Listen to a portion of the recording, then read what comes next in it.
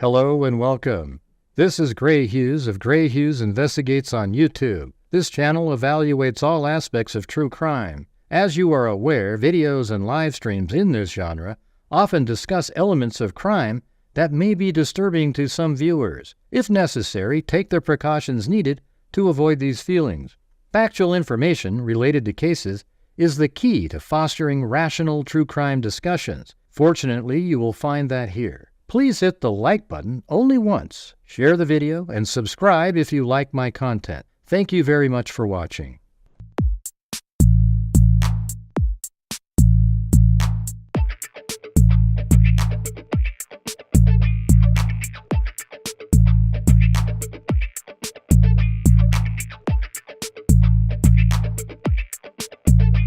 Huh? It's the house! There's mosquitoes the size of bald eagles in that dadgum swamp.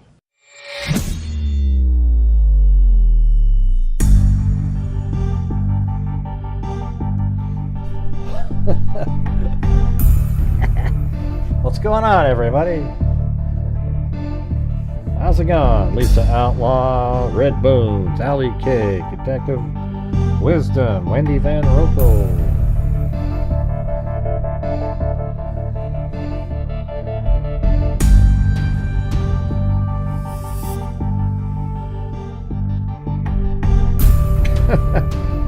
Look at Clancy's just like going nuts on Benny there, holding him down. Arr, arr.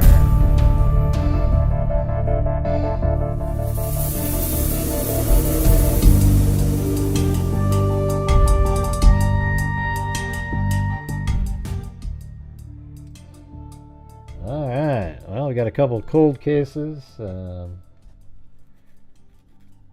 From Oklahoma, and then we can do like a smaller part 3. Well, I don't know how small it is. All those articles are all long in the JonBenet Ramsey start from the beginning.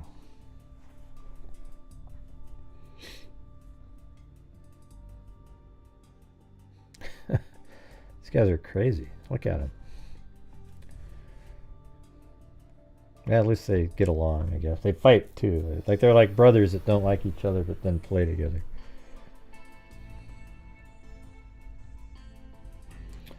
Looks like it's going to be another slow one tonight. You can tell. Well, they're not new. We've had them for like a month. But yeah, I mean, I guess they're kind of new.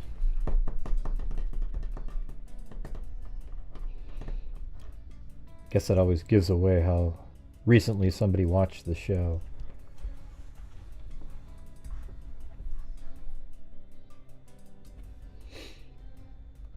Alright, so what we're going to do is start off with the first one's going to be Jody Lynn Humphrey. There's almost no pictures of her. I mean, this is one right here. Just that picture right there, and I guess that's her as a baby. You know, that's about it. But this one might be related to the second one.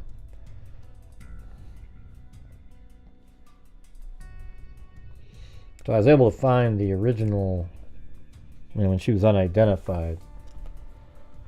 Said the body of an unidentified woman was found beside a Tillman County road Wednesday. This is Oklahoma. Where she apparently was stabbed to death, authorities said. It's a Jane Doe, that's all we know, said Sheriff Steve Sanders, who also said there was no obvious motive for the slaying. And by the way, the video that I made earlier today, usually doesn't happen, but it's just a video that was approved by YouTube, then they demonetized it after, and I don't know what for. There's no gore in it or anything like that. You know, I don't know why they did that. So that one made 0 ad revenue. Hey, thanks so much, Cheryl Bullock. How's it going?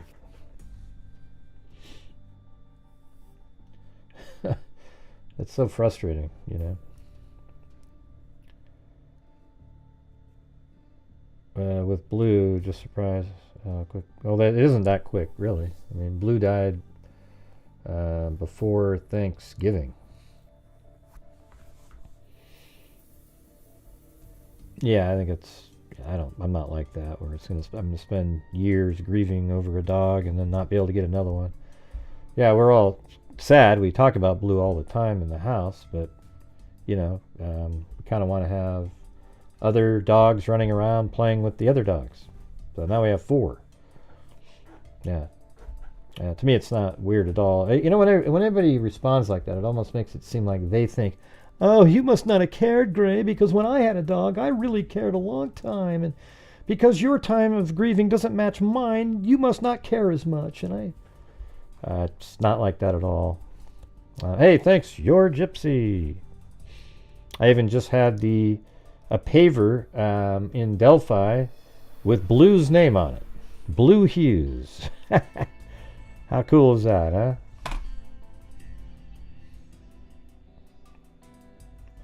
Thanks, Your Gypsy. I don't know. It's kind of rude the way when people say stuff like that. It's just odd, strange.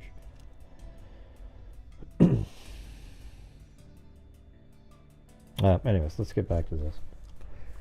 So Jane Doe, that's all we know, said Sheriff Steve Sanders, who also said there was no obvious motive for the slaying. He said the body was fully clothed, but bore no identification papers. Okay, you said you're surprised how quickly the new pups came in. Oh, yeah.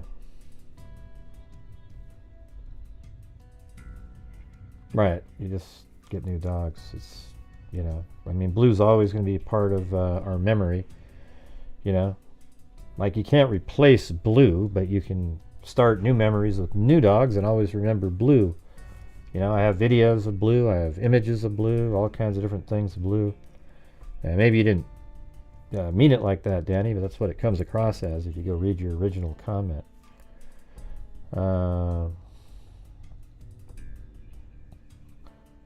Let's see, I got my dog that I have now 2 weeks after I lost my dog that I had for 12 years.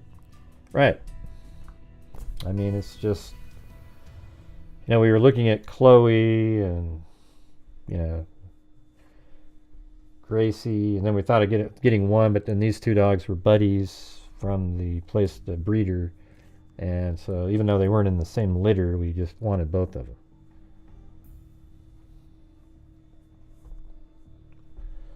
Anyways, the body of the woman described as brown hair and blue-eyed and in her 20s to early 30s was found about 6:30 a.m. by a telephone worker about 8 miles west of here. So when they say here, that's Frederick.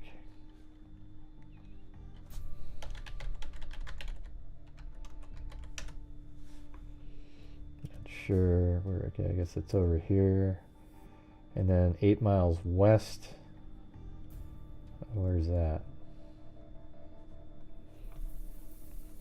That's 7.69. So somewhere over here, I guess. Something like that.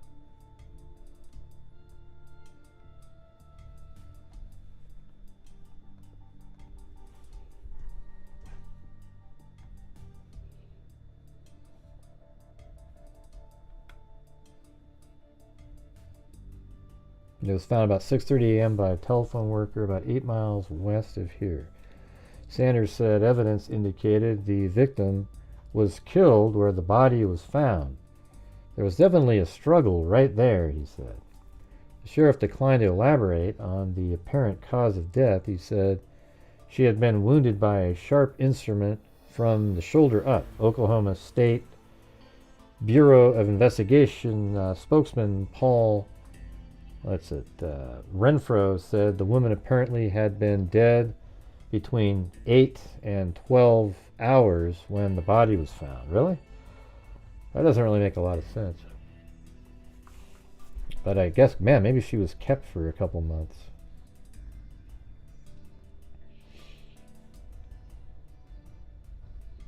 Alright, then right here it says, an Ohio teenager whose decomposed body was found in a wooded area apparently was kidnapped from an Oklahoma City bus station, raped and beaten to death, police said.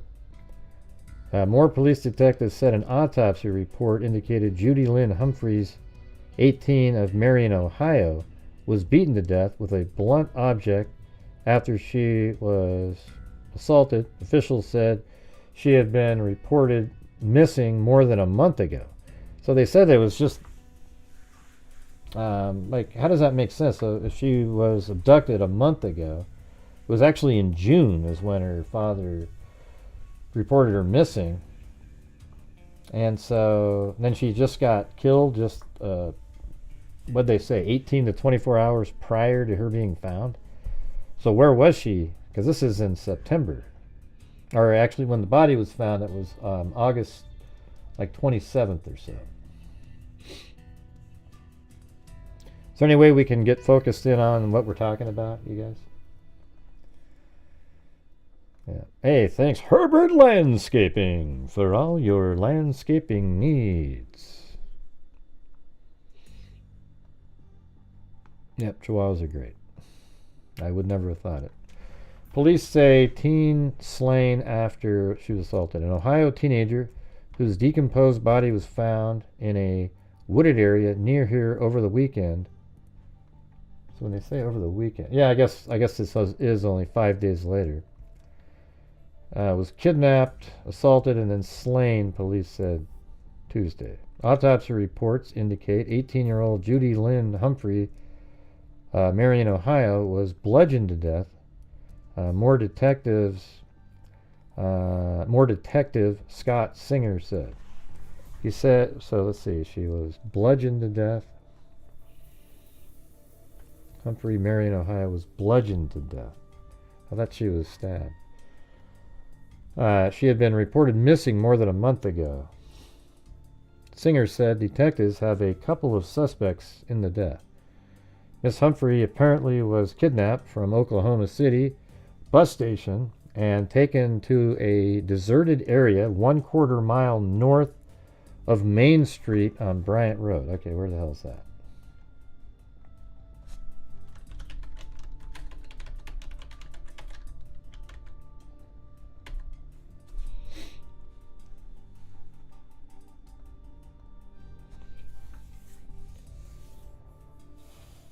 Taken to a deserted area 1/4 mile north of Main Street on Bryant Road.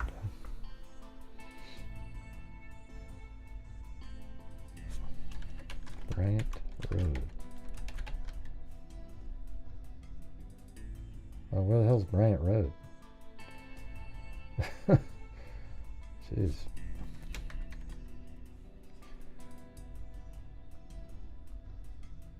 Yeah. I don't know, that doesn't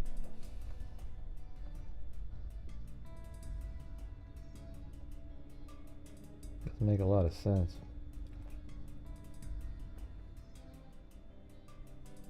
Gonna have to look at that again. Hold on. Hey, thanks, Allie K. So this is in, okay, more, an Ohio teenager. So when they say more, where's this? Okay, more, Oklahoma. All right.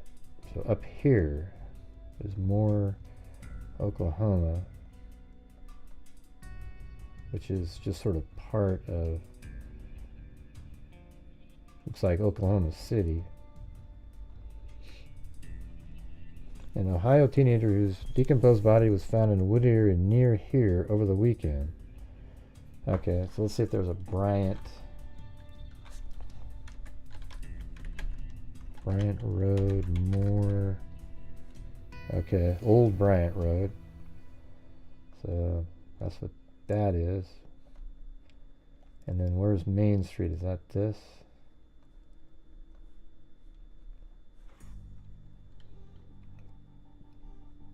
Bryant Avenue and Main.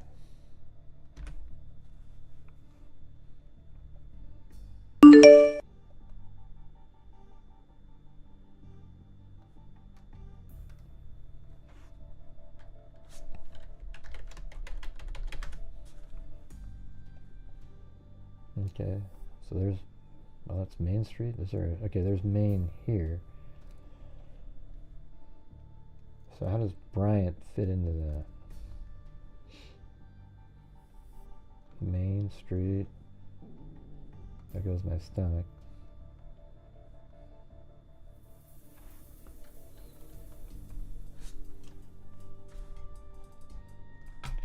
Yeah, I'm not sure. They said Fredericks, and then Bryant Road.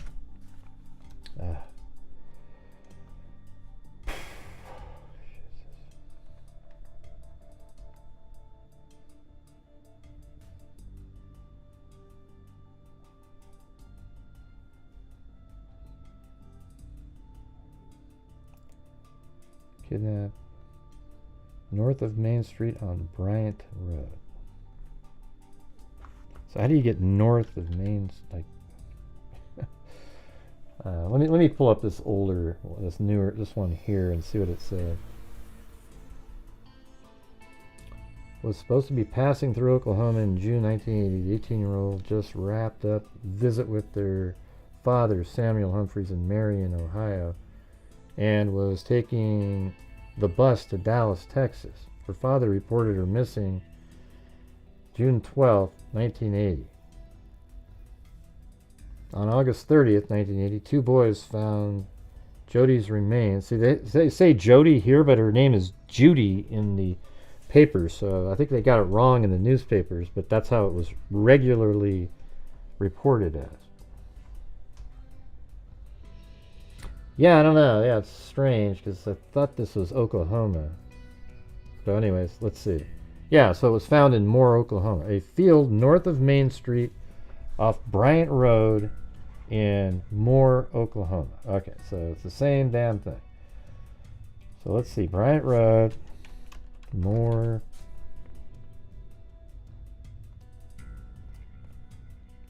Okay, right there.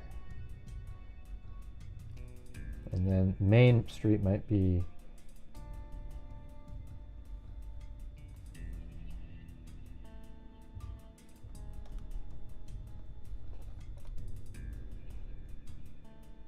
oh, there's Main Street right there, but then it goes like that. A field north of Main Street off Bryant Road. That's crazy. So I guess Main is okay. I guess that maybe that's how you're supposed to figure this out.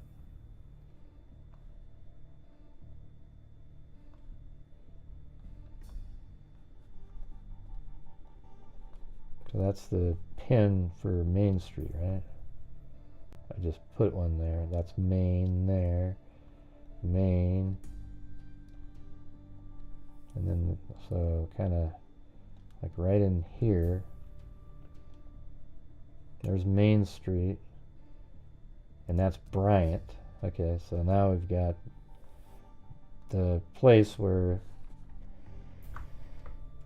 you know, a general area where the body was. So, but north of Main Street, let's see what it looked like back, I bet you 20 years ago. There's no homes here. There you go. Look, that's 2006. And so right here, so probably found somewhere right in here. Maybe like that. So that's north, but then off of, so like that, something.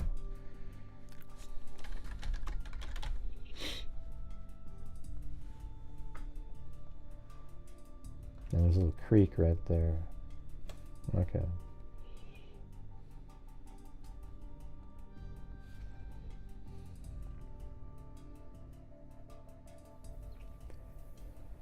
Her body was found there Saturday by two 10-year-old boys who were hunting turtles.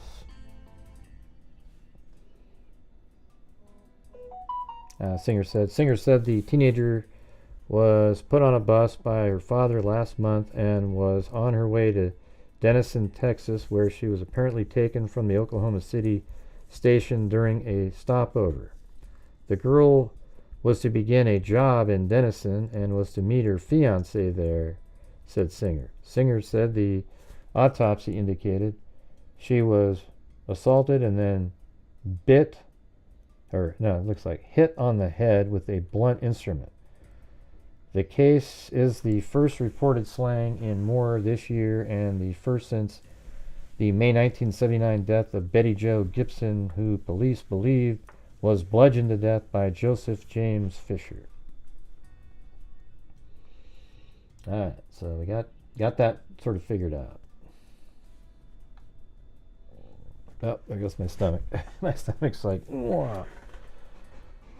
Alright, let's see. More police note slaying similarities. Tracy Diane Neilson, see that's a different case, was stabbed repeatedly and her head slashed, her throat slashed, in her Moore duplex on her 21st birthday on January 5th. The decomposed body of Jody, see how they say Judy, but it's Jody Lynn Humphreys of Marion, Ohio, was found in a field north of Main Street.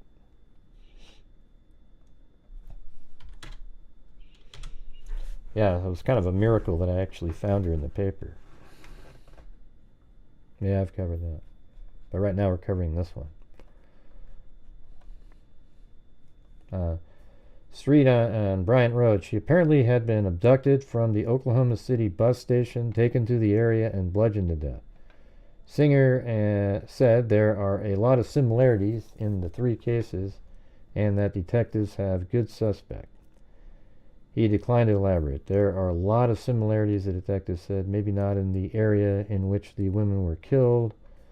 Let me go back to that first page and see what's the other one. The police homicide detectives who was heading in the investigation into the slaying of Moore teenagers said Tuesday that detectives are looking into marked similarities in that slaying with two other slayings. I feel really good about the case. I feel confident, Moore Police Detective Scott Singer said of the Saturday beating and stabbing death of 17-year-old Tamara Denise Carter. I wonder, that's another beating death.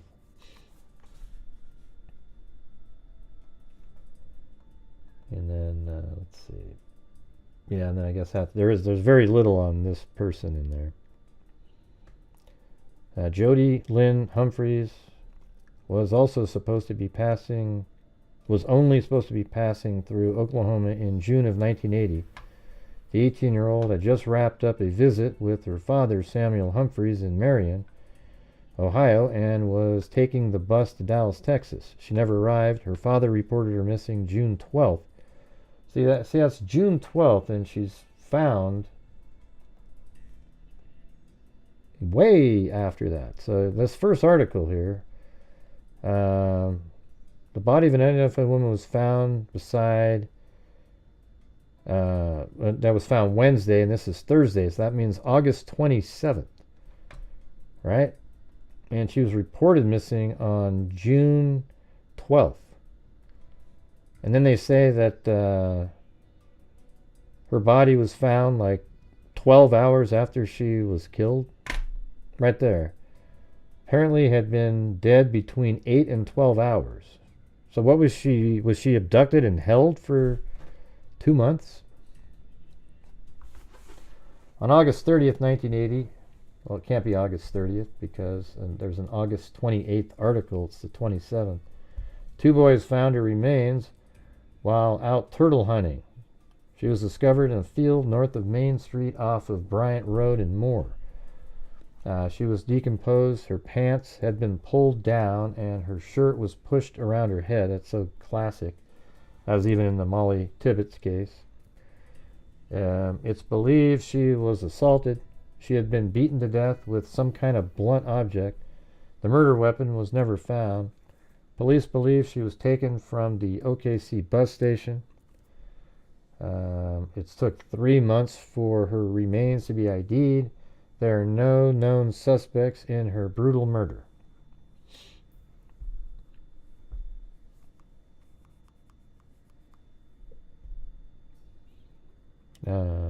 I did cover the Memphis.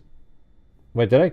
I don't know if I covered. There was another. What's the other case that has 3 women that went missing? I think we've talked about West Memphis 3 before, but not really. It's another one of those ones that so many other people have done. Hey, thanks, Michelle Wood. What was the other one? There was 3 women that were in a house, and they all just kind of just disappeared. It also has something like a similar kind of name. Initially, her case was treated as a teen runaway who may have had drug issues, but that was disproven in time. Unfortunately, it's likely leads were missed because of the delay in investigation. So if you have any information on this case, call 405-793-5171. All right, then Tracy Neilson. That one had more information. I can't remember. Are you talking about West Memphis 3, Sword Destin?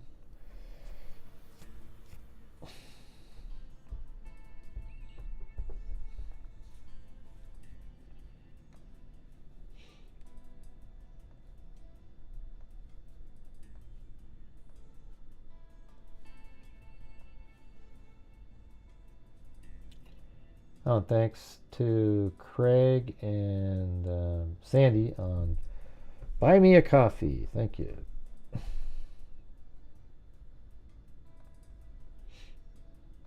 All right, here we go. I don't think January 23rd.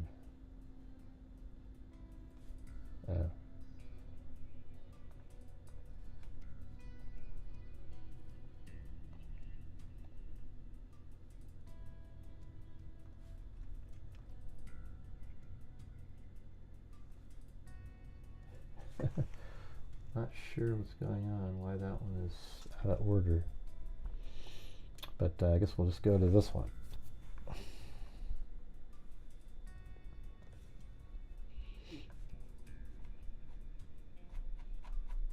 you guys even here? Nobody's typing again. It's just full of pit bull. He is sweetheart. I don't know what a Loki is.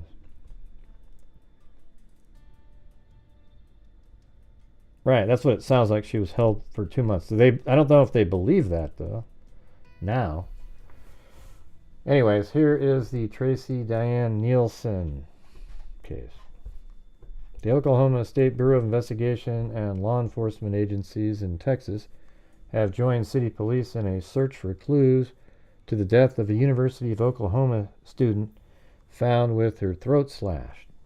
Tracy Diane Neilson was found dead on her 21st birthday. Her husband, Jeff Neilson, formerly of Altus. This one sort of sounds familiar, but I couldn't find anywhere where I covered it. Her husband, Jeff Neilson, formerly of Altus, Oklahoma, told police he returned home from Oklahoma University classes late Monday to find the woman lying on their bed lying in their blood-soaked bed. Police said the woman was clothed and been stabbed several times. A medical examiner said Miss Neilson had been dead from 4 to 6 hours before her husband found her. Mrs. Neilson was a former Canadian Texas resident. She and Neilson had been married in Canadian last August. That must be a town called Canadian. Moore Police Lieutenant Ray Homer said the door to the couple's Moore apartment was unlocked when the woman's husband returned from classes. Yeah, this just sort of sounds like about 2 or 3 other cases that we've talked about.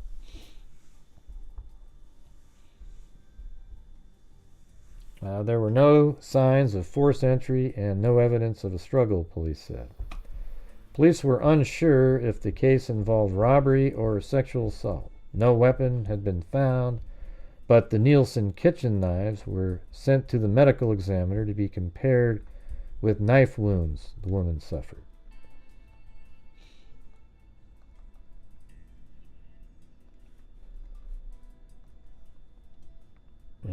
here. Witness may provide knife slayer's identity. Let's see. Witnesses have provided a description of a person seen outside an apartment where a woman was stabbed to death, and authorities believe they know what type of knife was used in the slaying. Moore Police Lieutenant Ray Homer said Wednesday investigators were searching for a person witnesses said they saw at the time near the apartment where Tracy Diane Neilson was slain on her 21st birthday Monday. However, no possible suspects had been identified and no persons were in custody, he said. It is very senseless killing so far, Homer said. It is baffling everybody as to why it occurred. Homer also said a medical examiner had given homicide agents a description of the knife believed used to fatally stab Mrs. Neilson. We are withholding information on the knife we think was used, but we think we know what kind of knife it was, Homer said. The weapon had not been recovered and apparently was not a knife already in the apartment, he said. The woman's husband, Jeff Neilson, 21, formerly of Altus, discovered the woman's stabbed body on the couple's blood-soaked bed when he returned from University of Oklahoma classes late Monday. Mrs. Neilson, formerly of Canadian Texas, also had been a UO student. She married Neilson in Canadian last August, and the couple moved to the Moore apartment complex to attend classes at OU. The couple's apartment door was unlocked when Neilson arrived home late Monday, and there were no indications of forced entry. There wasn't any apparent chasing through the house, Homer said. I'm sure there was a struggle at the point of the attack, but there was no further no furniture knocked over. Homer said that robbery had not been ruled out in the slaying, but we're having a difficult time determining if anything is missing. The woman was clothed when found, and medical examiner report indicated she had not been sexually assaulted. I mean, do you guys think she just let somebody in she knew, or what? Her door was unlocked and the person came in. Maybe the door was just unlocked. You know, back in the 80s, people didn't lock their door all the time.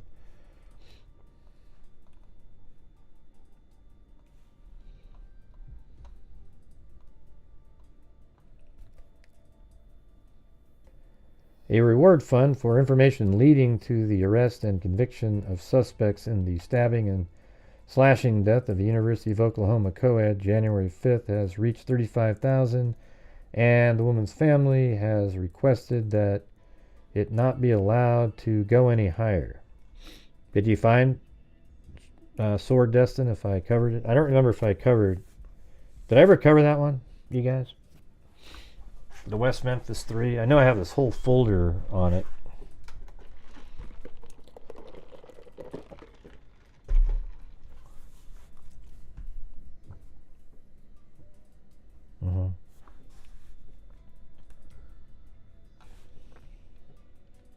I don't know if they're still here anymore.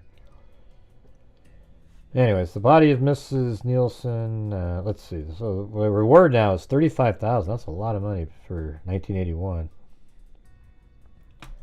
Bill Carson, Executive Vice President of the National Bank of Commerce, here announced the reward. The reward money will go to the person who provides information leading to the arrest and conviction. More police and agents of the Oklahoma State Bureau of Investigation are investigating the case with no apparent breaks.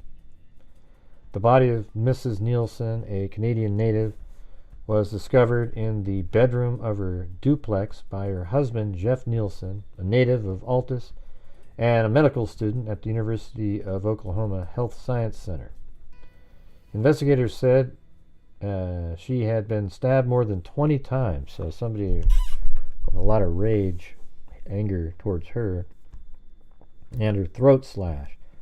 Police had determined no motive.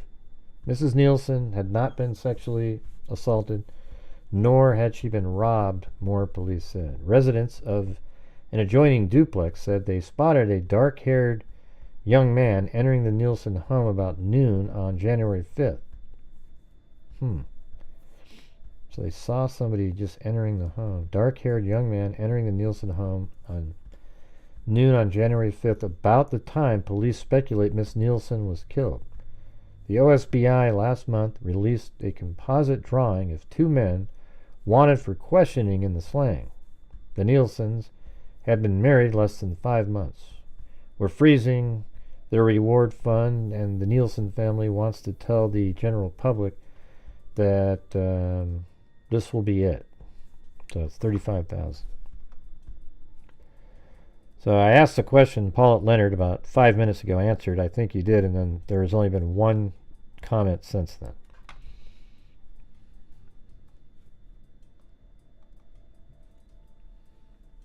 Yeah, it's just such a different crowd these days. Back in the day, we'd cover all these cases, and people would be chatting and, about it, trying to figure stuff out. Now it's just, yeah, this isn't the big case, forget it. Anyways, this is the men depicted in these sketches are wanted for questioning in connection with the January 5th stabbing death of Tracy Diane Neilson, 21, in her Moore apartment. So there's two different people. But if they only saw one person go in, how do you have another sketch? Exactly 4 months after the stabbing death of 21-year-old Moore housewife Tracy Diane Neilson, law officials Sunday said they are pursuing the baffling case more vigorously than ever. A special war room has been set aside at the Oklahoma State Bureau of Investigation headquarters at Northeast 36th and Eastern. Inside the room, agents gather daily to compare their latest finds. And there's still just one comment since Paulette Leonard. We're going in a spiral pattern, Renfro said. You start with friends, neighbors, associates, and work your way all the way out to strangers. Many of Mrs. Neilson's acquaintances have been systematically eliminated as suspects for the time being, including an ex-boyfriend who lived in her hometown in Canadian Texas.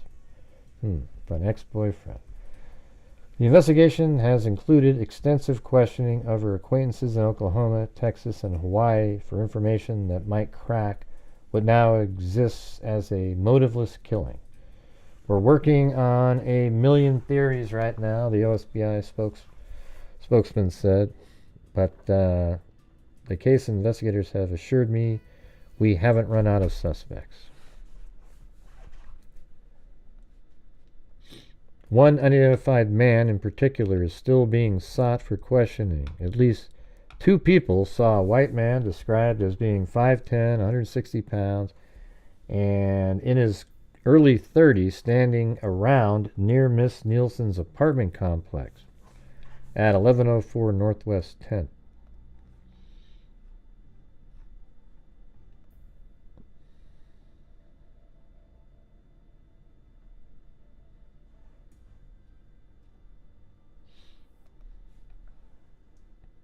So it's weird. Her house isn't that far away from, you look at that and then that other case that we were just talking about. It's just right there, the Humphrey case. So if you look at that in terms of miles, it's 3 miles away. And a year later. So the first one was 1980 when she was found, and then only 6 months later is when Tracy Neilson was found.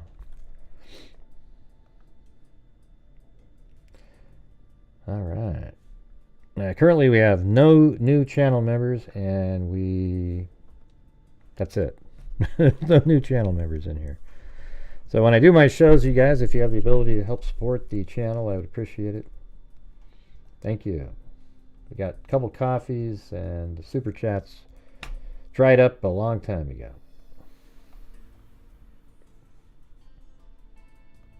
Sorry it's not more interesting.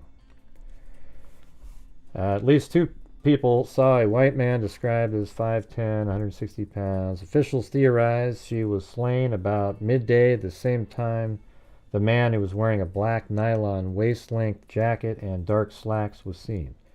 OSBI officials released a composite drawing of the man Sunday. Someone coming forth with information leading to an arrest and conviction.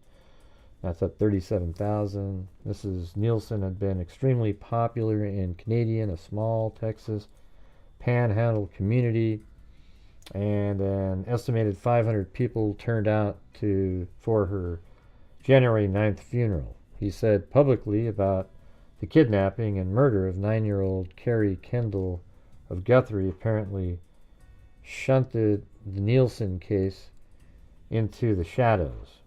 But this case has always been a priority along with the Kendall case. Hey, thanks, Allie Cake.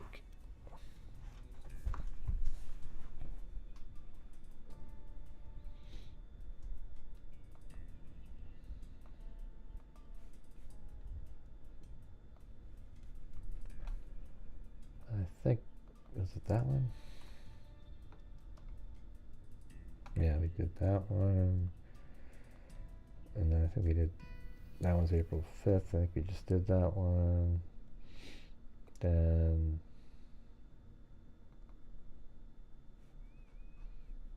oh yeah, that was that. That's so small, I can't even see it.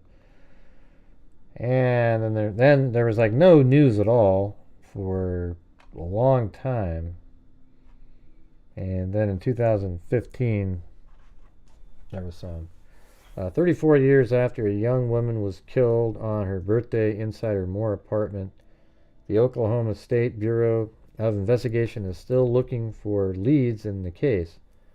On January 5th, 1981, Tracy Neilson, 21, was found dead by her husband after he returned to their home from class at the University of Oklahoma Medical School. And then it's like, let's see. Neilson's throat was cut, and she had multiple stab wounds, according to an account in the Oklahoman from the day after the incident. There was no sign of forced entry. The homicide remains unsolved, authorities said. The OSBI announced Friday, this is 2015, and this happened in 81, so you're already looking at like 34 years. The OSBI announced Friday it will hold a news conference Monday in which investigators will ask the public's help in identifying the origin of a critical piece of evidence. A spokesperson for the Bureau did not say Friday what the piece of evidence is. The OSBI also will offer a reward for information in the case, according to a news release. In 1990, Neilson's family helped advocate for the purchase of a fingerprint identification computer for OSBI, according to a newspaper article. The family hoped the machine would be able to identify fingerprints left at the crime scene. Monday would have been Neilson's 55th birthday. That sounds like one that maybe DNA would work.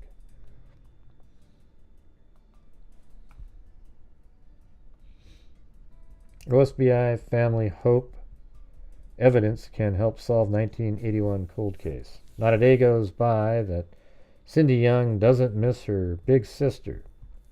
She was not only my sister, but my best friend and my example. Young said Monday, until she was gone, I didn't realize how much I depended on her. 34 years to the day that Tracy Neilson was stabbed to death in her Moore apartment, Young and her family members still are seeking closure.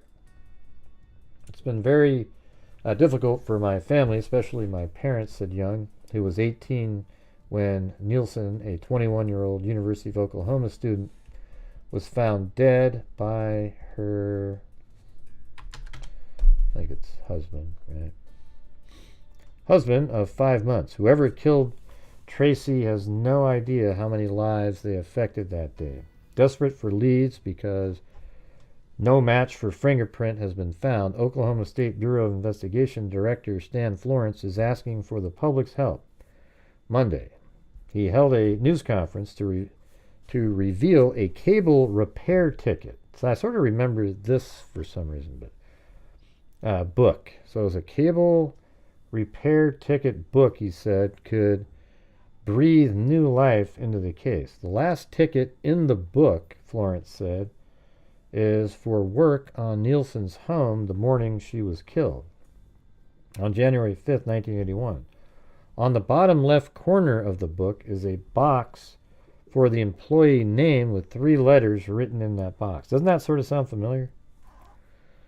OSBI had the ticket book for years. Agents were able to display it to the public thanks to a state law that was amended in 2011 to allow agencies to share evidence if it could help solve a case.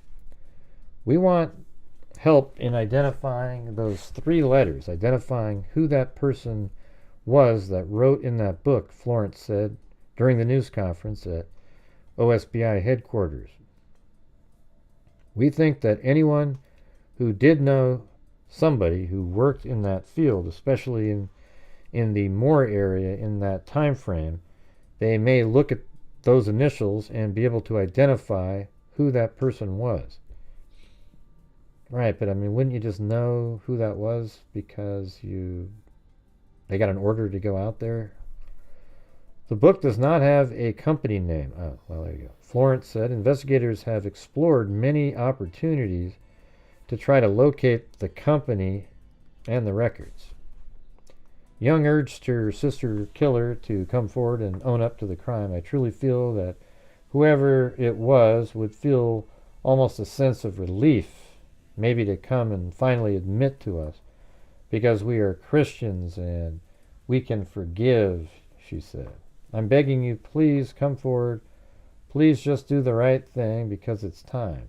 It's time to do the right thing, and it's time for us to finally be set free from the agony of not knowing. OSBI Florence announced it's offering a $5,000 reward for information leading to the arrest and conviction. What happened to that $37,000? In 1990, Neilson's family helped advocate for a purchase of a fingerprint identification computer for OSBI.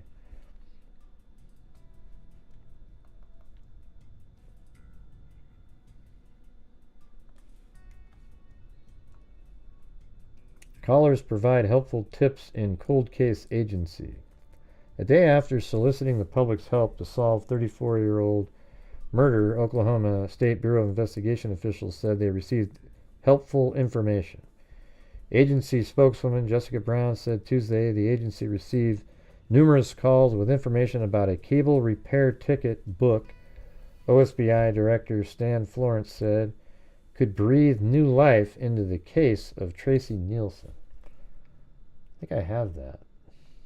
Isn't that what this is? Right here. Yeah, there it is. Cable trouble assignment ticket. There's the address. And I guess it's down here. Some signature. Yeah, there it is. 1581.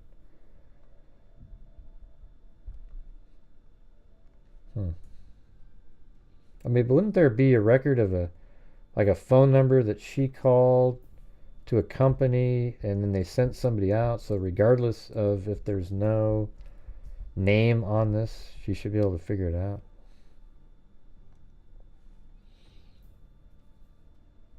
Neilson, a 21-year-old University of Oklahoma student, was stabbed to death on her birthday inside her Moore apartment on January 5th.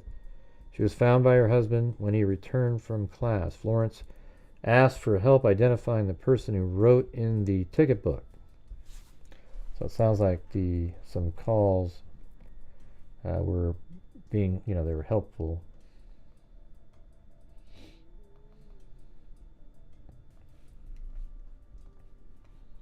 OSBI officials release evidence.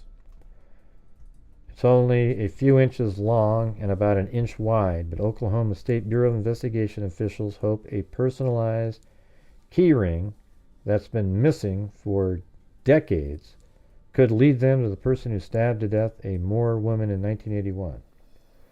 The body of Tracy Neilson, a University of Oklahoma student, was found in her apartment on January 5, 1981, her 21st birthday. The key ring bearing her first name was never recovered.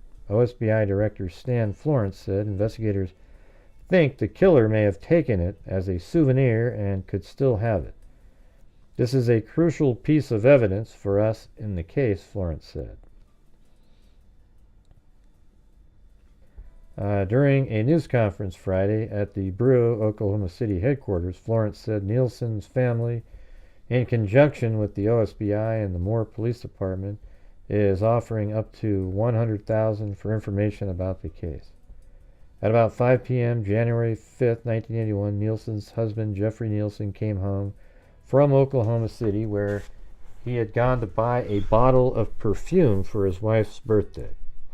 He was in medical school, and it was the first day of his second semester. He walked into the apartment, he said, where Tracy Neilson had placed 2 lobster tails on the kitchen counter for her birthday dinner. Wow. Then he walked into the bedroom and found his wife stabbed to death. At the time of the killing, Jeffrey Neilson said he had no idea who could have done it. Jeffrey Neilson, who has remarried and is an orthopedic surgeon in Durant, said he suspects his wife's killing was a random act. Really? 20 stab wounds?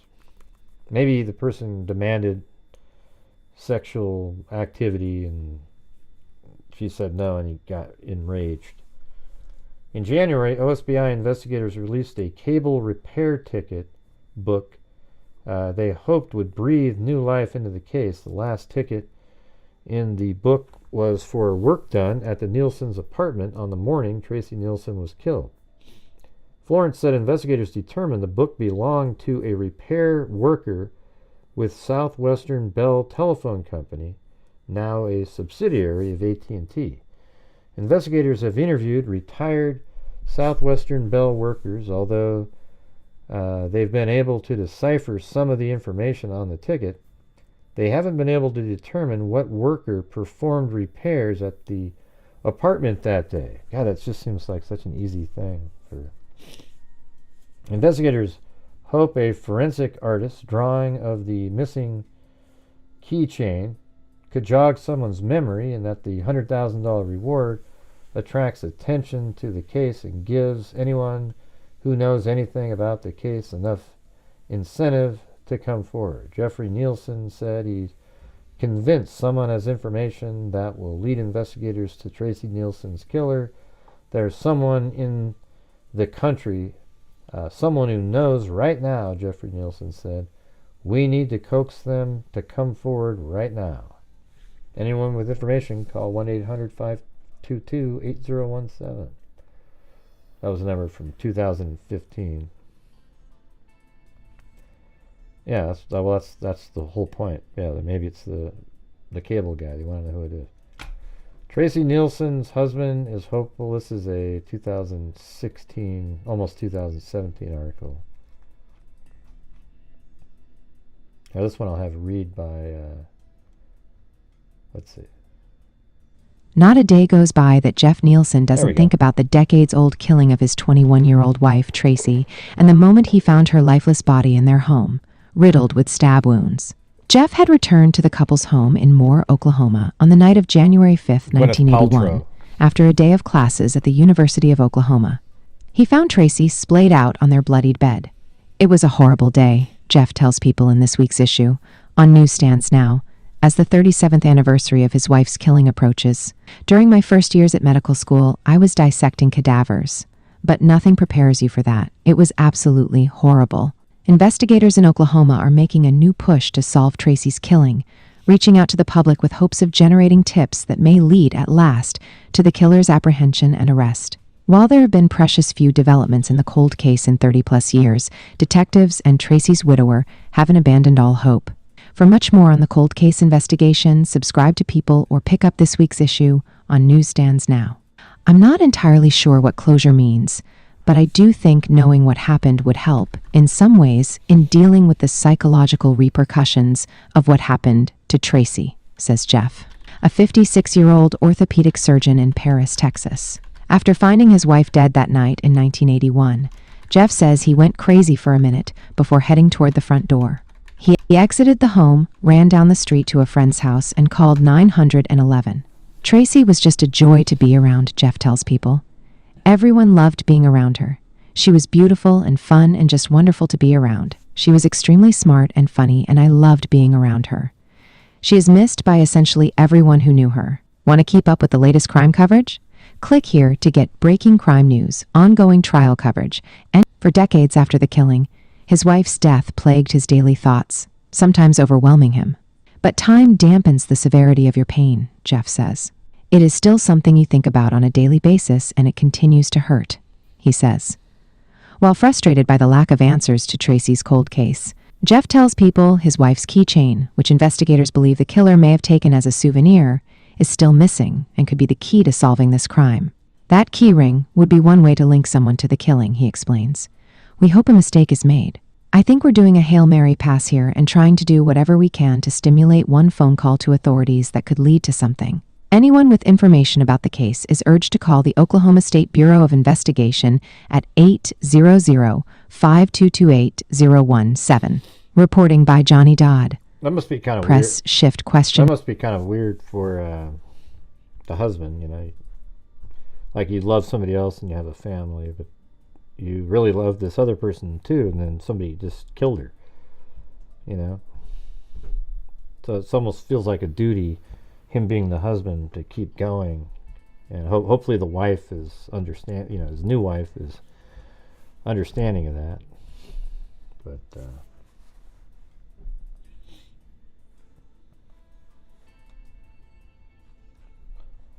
so this is the, just the Oklahoma cold case, the government page, org.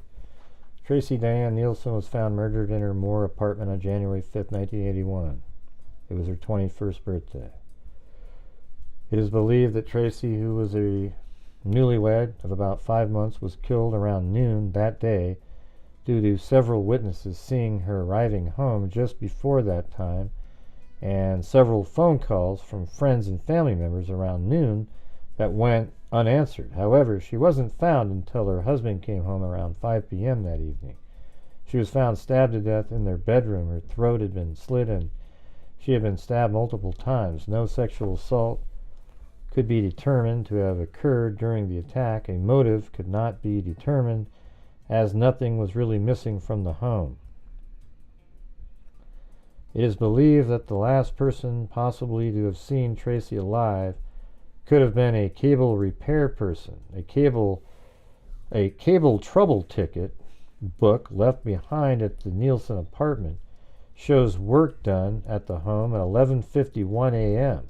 Wow, so there's just this little time frame. That has to be the person that morning. However, authorities have never been able to identify the owner of the ticket book. The OSBI said there are fingerprints from the scene that have remained unidentified. Well, if you have fingerprints, can't you get touch DNA from where, did you keep that? Even though the Neilson family themselves fought to convince legislators to fund a computer for the OSBI to process fingerprint evidence back in 1990. Also missing from the murder scene was a personalized keychain belonging to Tracy. It has never been recovered and is believed that the keychain might possibly have been taken as a trophy. Thank you, Allie K. At the beginning, it was believed that Tracy was a targeted victim, though her husband now believes the killing might have been a random act. Shortly after Tracy's murder, 2 different composite drawings were released of a man that neighbors of Tracy's had seen entering the Neilson home after the time frame her murder is believed to have taken place. So let's see. Shortly after Tracy's murder, 2 different composite drawings were released of a man that neighbors of Tracy had seen entering the Neilson home around the time frame her murder is. So that would be the repair person. So it is important to note that a cable worker is believed to have been in the home around the same time, and the man simply might have been might have been the cable worker, but the cable worker is likely the killer, okay? That's why he hasn't come forward, and that's why, I mean, obviously he would have, hey, yeah, no, I was there, I left. Didn't do that. Tracy's memory remains at the forefront for many, for her husband, for her family, for her friends, and her killer remains at large.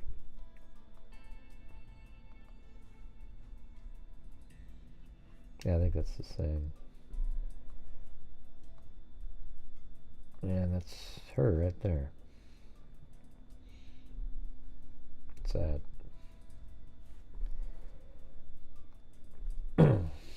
All right. So I guess even the other people that normally show up to watch aren't even here. What do you guys want me to be covering right now, you guys? You know, because the thing is I'm not in any algorithm of any kind at this point. You know, if you don't keep covering the same thing, you know, like the glare, just every single day covering the same goddamn, you know, the same freaking case over and over and over. And he's got like a huge, you know, buildup of people that just sit there and watch the same thing over and over and over again. But I always thought you guys didn't want me to do that. You know, unless we were on to a big case, you know, of course, then we cover it, but then we move on when it's over. You know, so is that something that you guys, I mean, because I got to do what works monetarily for the channel, and as you can see right now, tonight's one of those just horrendous nights again where I'm covering 2 cold cases, and even if when I switch over to the JonBenet Ramsey case, there won't be enough people here watching. So I don't know what to say. My video today got very few views, and it was demonetized right out of the gate. Yesterday, both my videos weren't watched hardly at all, and just in a shitty place.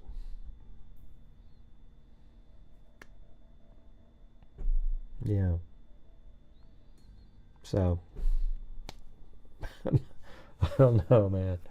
I mean, we used to, even with it 184 before, we could easily get to the goal. Now it's just an absolute, it's not, it just, I see the writing on the wall. Well, you don't need to know who it is. It's just the guy that covers the same shit, you know, over and over, and just the same case. Just like these, there's like 4 or 5 YouTubers. But it's smart, right? They keep getting, you know, 15, 20,000 views on their videos, and they get a lot of people, you know, watching live streams. And I don't do that. I move around to different cases, and it just really doesn't work. I mean, look at it right now. There's 175 people watching, and nobody's even chatting or anything. I'm not sure if you guys are interested in what I'm doing or what.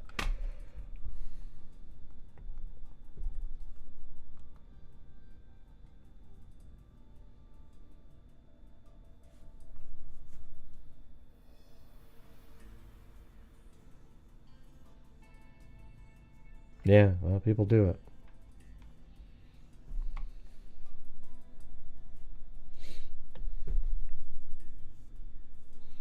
Right, it would get boring, but I guess I gotta do what makes, I can't just be a martyr, like, hey everybody, I'm gonna stick with just doing all these different ones, because nobody watches anymore. They just see, what it used to be was, when there wasn't very many people doing this, it was just sort of interesting for people to be listening to different things. Even if they're more interested in one case. But now you've got people who sit there and only cover the same thing, and then somebody who's sort of lazy intellectually will just go, you know what, I just, it's so much easier, let me just go back over there and I can just listen to it again. You know, and they just sit there and they just want to listen to it, and because it's easy, they know the case already, and they just want to go la la la la. Yeah, well, I haven't talked about Delphi for, I'm gonna, you know, probably interview Becky at some point soon, maybe over the weekend or something like that. But I don't know, you guys. Can you guys help support the channel tonight? Can we try to have a reasonable night? We're currently at 1/8 after I've already been on here for an hour and 7 minutes. That means we're way, way behind. And it started off okay, and then it just went, we had the two buy me a coffees, we had the early PayPals, and then it just dead as a doornail right after that. So I'm not sure what you guys want me to be doing. We have 0 new channel members. You guys are usually gifting channel members. And we're at $43.96. Do you think that's I can get anywhere near the goals or anything with that? No. On what case, Tammy? I don't even know what you're talking about.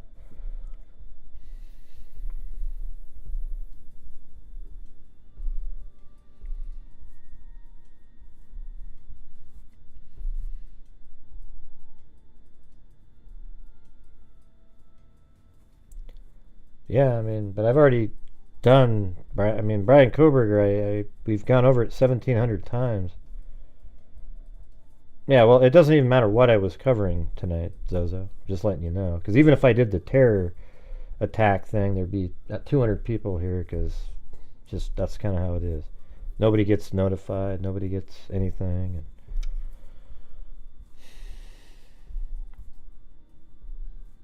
Yeah.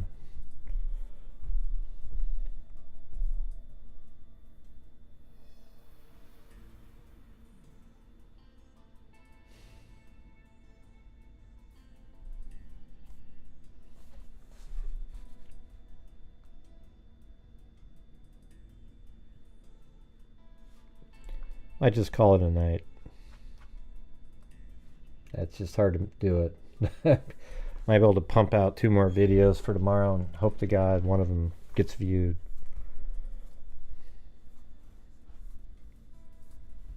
Yeah, Brian Koberger, yeah.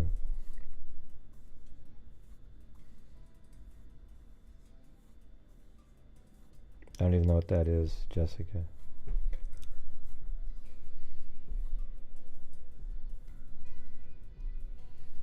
You mean in the Koberger case? Oh, yeah. Right.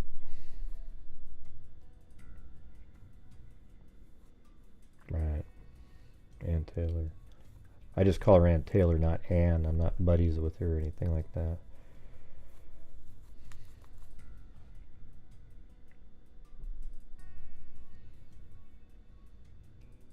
Right. But I'm sitting here right here doing cases, and I would appreciate it if you guys would support the channel tonight, okay? I don't want to, the thing I hate doing is asking on the shows, and it's even more disappointing is when I ask and it's 0, okay? It's a shitty feeling, and I shouldn't have to, and we've been doing this for 5 years, making a difference out there, and I'd like to continue doing it. I just don't know if there's anything interesting right now that anybody wants to support the channel for, because it's not doable. Thanks, Texas Roadrunner. I can't invent something that's interesting, or like, hey, I try my best. Before the show starts, I run around and I try to put links out there somewhere, and I don't know if any of you guys do it for me as well, but I do it. And it'd be great if, like, all of you guys would run around and share links in different places. And I don't think that happens at all. And it's just sort of like a one-man show trying to get something to happen. So if you could go out and share, that'd be great.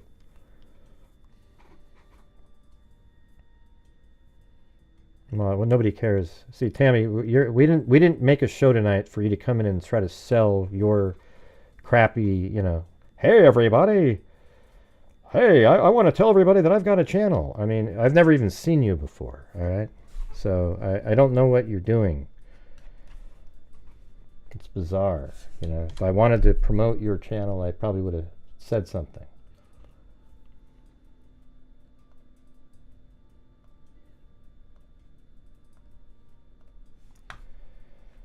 All right, let's see. What do we got here?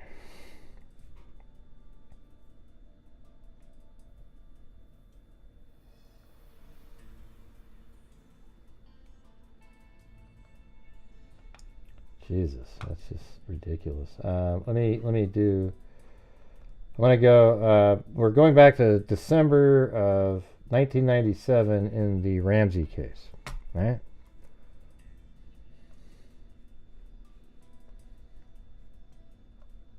Like, I have some weird opinion. Hey, by the way, I've got a channel. Oh, Jesus. Okay.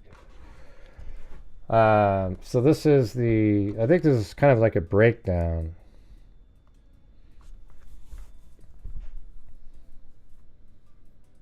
This is on December 1997. Not forgotten, controversy still surrounds the murder of JonBenet Ramsey. Why didn't I hear my baby?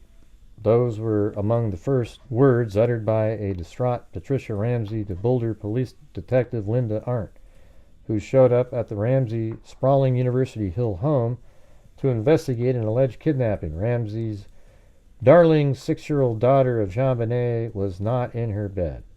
At 5:52 a.m., the day after Christmas, 1-year-old today, Patsy's, 1 year ago today, Patsy, a former Miss West Virginia, and her husband, John, then head of Boulder-based Access Graphics, had already pointed police to a bizarre, nearly 3-page ransom note.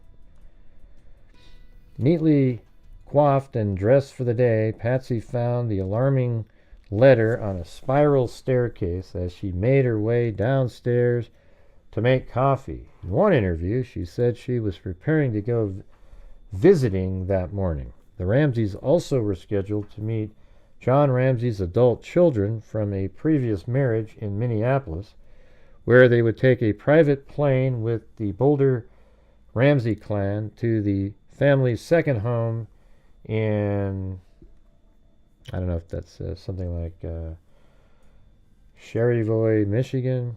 His 2 older children had left Atlanta early that morning. It said, "Mr. Ramsey, we have your daughter," Patsy said, describing the ransom note during a January 1st CNN interview. "And you know, it just wasn't registering, and I may have gotten through another sentence, and I immediately ran back upstairs and pushed open the door, and she was not in her bed, and I screamed for John."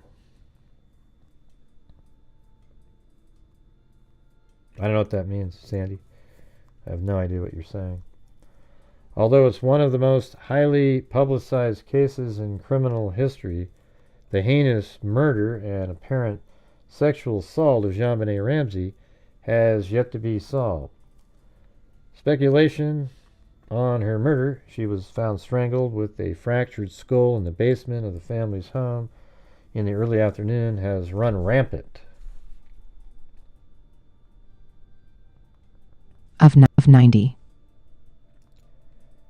Go. God, this 0 matches found. This is crazy. This entire of 90. I don't want that. I want to put a number here.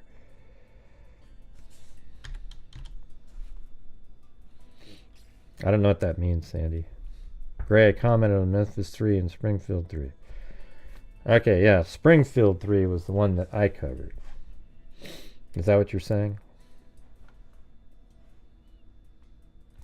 And if you're out there, you guys, you can help support the channel. I would appreciate it. Thank you.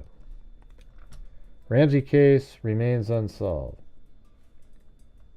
So Boulder police investigators with the Boulder County District Attorney's Office remain tight-lipped. The Ramseys, with a team of attorneys and private investigators, will not talk openly about the the untimely death of their daughter, described as an outgoing child who showed a remarkable concern for others. Despite being described as a focus of the investigation, the Ramseys have adamantly denied any knowledge of their daughter's brutal end.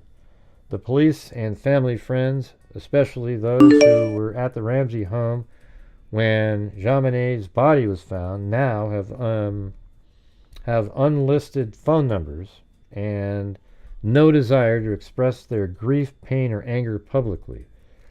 But the release of documents, such as search warrants for the Ramsey Boulder home and their summer home, the autopsy report, and transcripts of interviews with the Ramseys and their hired experts, provide a snapshot of events that transpired on that infamous winter day.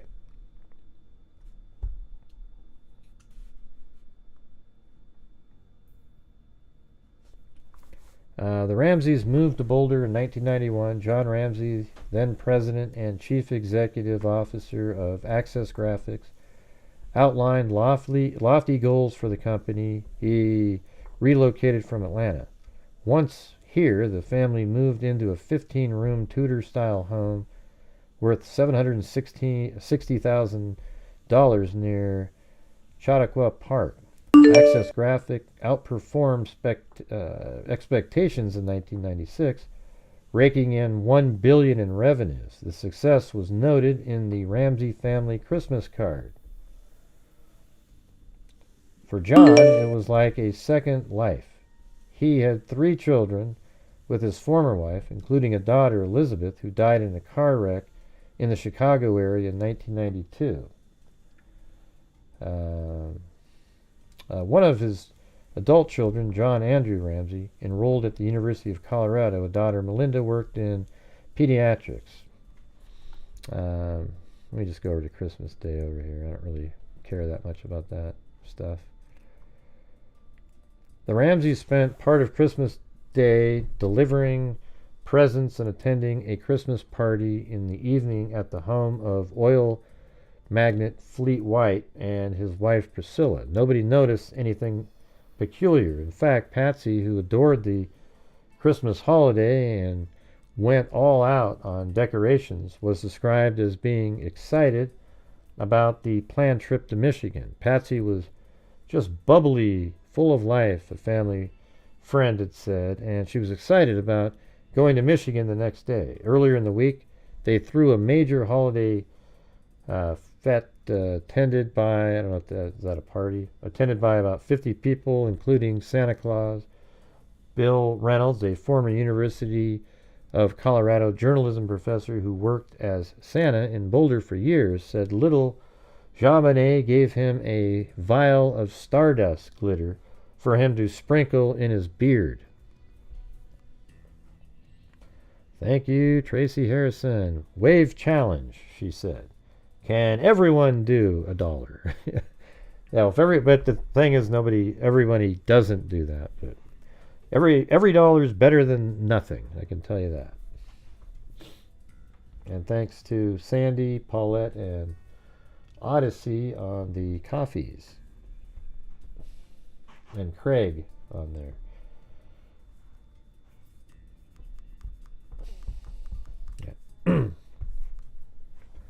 As usual, JonBenet was trying to make sure everybody was having fun. She stayed close to her brother, Burke, who was 9 years old at the time. Christmas Day was warm and sunny for the most part, and JonBenet and her brother each received new bicycles that their mother picked out from the University Bicycles downtown.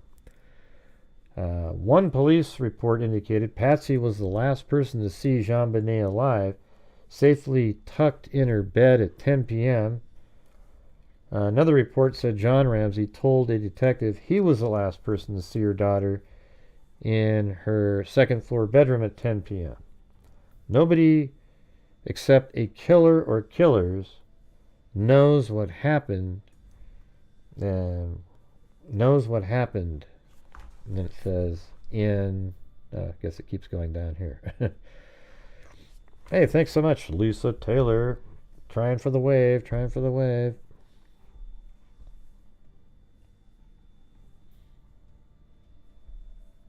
Nobody except a killer or killers know what happened in the home for the next 8 hours.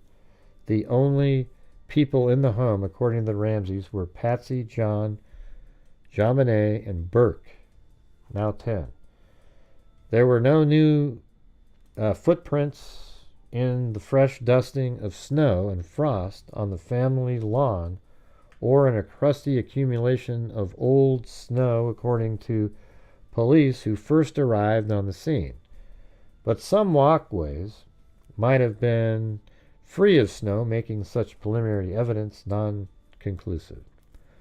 Thank you, Daphne and Richard Watts.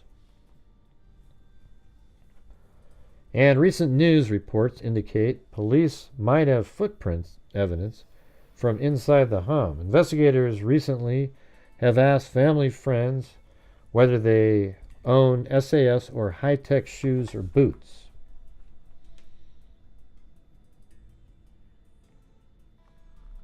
And it says, high-tech boots are commonly worn by law enforcement officers, one store owner said.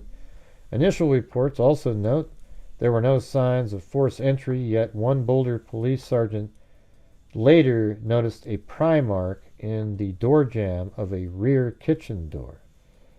John Ramsey told police the home was locked when he went to bed and when he awoke, but the alarm system was off.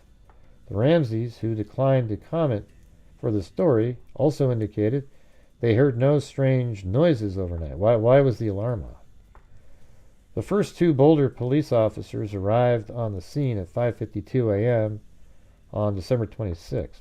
Several family friends were already inside, including White and his wife, Priscilla, friends Barbara and John Fernie, and the pastor from St. John Episcopal Church, Roel Haverstock. Throughout the day, more friends came and went. Hey, thanks, Julie Cole. All right, see what I'm saying? You said, Waves Challenge, can everyone do $1? And we had 1, 2, 3, 4, 5 people. So that's definitely not 166 people, or 189, whatever the hell it is.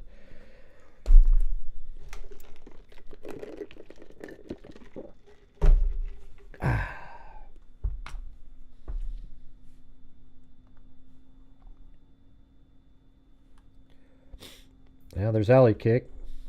The second one for her, trying to keep it going.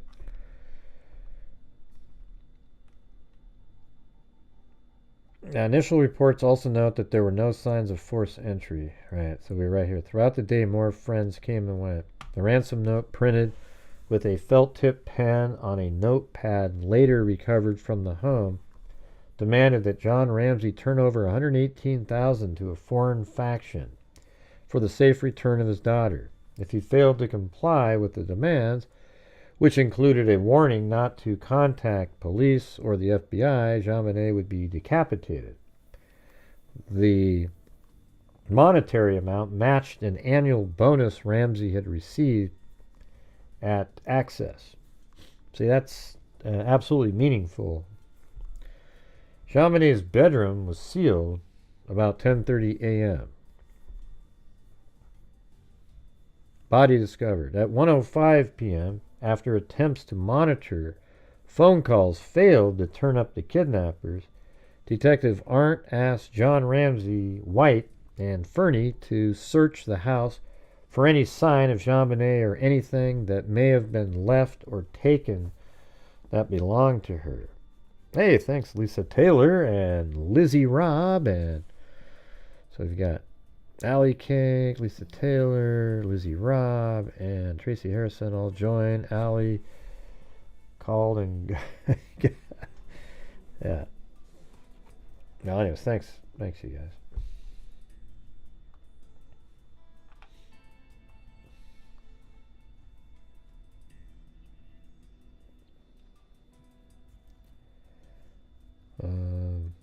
JonBenet's lifeless, but I think we're right here. At 1:05 p.m., now JonBenet's bedroom was sealed at about 10:30 a.m. So in the morning they sealed her bedroom, and then, but the police had been over there since 5 in the morning. 5 something. Thanks, Michelle Wood. Then it says at 1:05 p.m., after attempts to monitor phone calls failed to turn up the kidnappers, Detective Arndt asked John Ramsey, White, and Fernie to search the house for any sign of JonBenet or anything. So that's weird. After attempts to monitor phone calls failed to turn up the kidnappers, Detective Arndt asked John Ramsey, White, and Fernie to, hey, go ahead and search the house. I mean, how stupid. Why wouldn't you take the parents out of the house and then you search the whole house yourself? The police should be searching the house, not family members. That's such a dumb blunder. Hey, thanks, Frida657. She said she just turned in. We'll catch up later. Well, thanks for the support.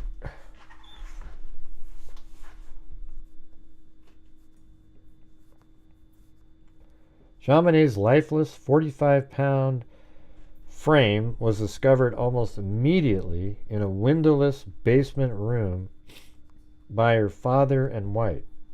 Police said she had been dead for quite some time, but no time of death has ever been officially established, according to the Boulder County Coroner's Office. John Ramsey immediately went to the basement of the house, followed by Fleet, White, and John Fernie. Aren't reported. Within a few minutes, Fleet came running upstairs, grabbed the telephone in the back office located on the first floor, and yelled for someone to call for an ambulance. An FBI profiler hired by the Ramseys said in one interview that John Ramsey ran upstairs screaming, "Oh my God, my baby!" Arndt ran to the front of the house near the door leading to the dark basement. She saw Ramsey run up the stairs carrying his youngest child with her tiny arms stiffly positioned above her head. So that means she was already in rigor. A thin rope dangling from her right wrist. He deposited her small frame. So look how ridiculous this is, you guys. Had the police done the searching, you'd have an undisturbed crime scene. Instead, you have Mr. Ramsey grabbing JonBenet and running up the stairs. He deposited her small frame near the front door where resuscitation was attempted. Ramsey already had removed a blanket that had covered her and head, and one on top. She had a red ink heart drawn on the palm of her left hand. On her neck hung a gold necklace with a cross pendant. She wore a gold ring in the middle finger of her right hand and a gold bracelet in her right wrist that had JonBenet in one side and 12/25/96 on the other. Now, say she just got that for Christmas. She had a rope around her neck that had been tightened with a crude garrote fashioned from a broken paintbrush found in the Ramsey home. There was a red circular mark in the front of her neck at the base of her throat. And that's the one that people call it was a taser. A detective searched the basement. I just think doesn't it sound ludicrous, you guys? To tase a little kid? I mean, I'm not sure. I'm not sure I buy that that's a taser mark. I've seen it. Doesn't, it's just, and you can call it whatever you want to call it, but I mean, you're going to go in there, you're going to bash somebody over the head, you're going to strangle them with a garrote, and then you're going to get them with a taser gun, and I don't know. Sounds dumb.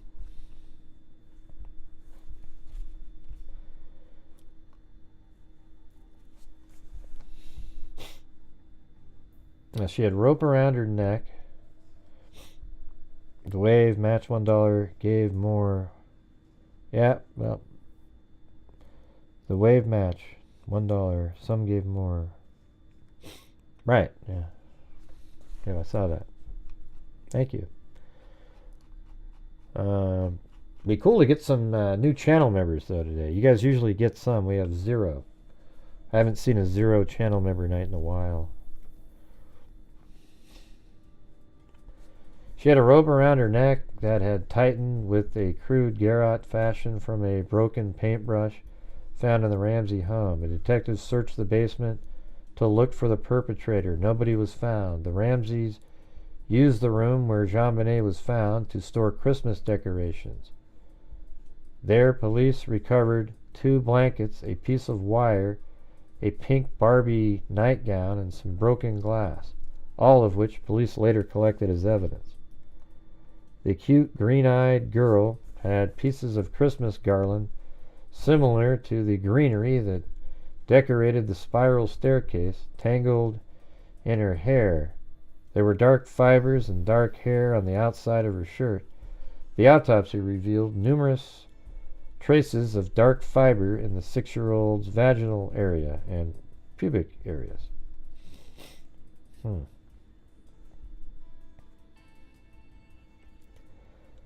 There was evidence of sexual abuse such as blood in her panties. However, the stains didn't match blood on her skin, prompting Boulder County Coroner John Meyer, who arrived at the scene at 8 p.m., to note the evidence was consistent with the child's pubic area having been wiped by a cloth. The doctor also noted that JonBenet's injury was consistent with digital penetration of her vaginal area. Police pediatrician Francesco Bofe, who also showed up at the Ramsey home December 26, has gone public denying evidence of abuse in JonBenet's past, but like many, he has since become quiet. I think unless this case goes to trial, the less I make public statements about it, the better it's going to be. You know, I think might be a good way to do this is like go to around the 25th or 26th of every. Hey, thanks, Sandy Shirley. There's at least one. There you go. Be cool to go to like the 25th or 26th each anniversary, because they do like a recap and then it includes the new stuff. I don't know, because there's one I found from like 2016 that was pretty in depth.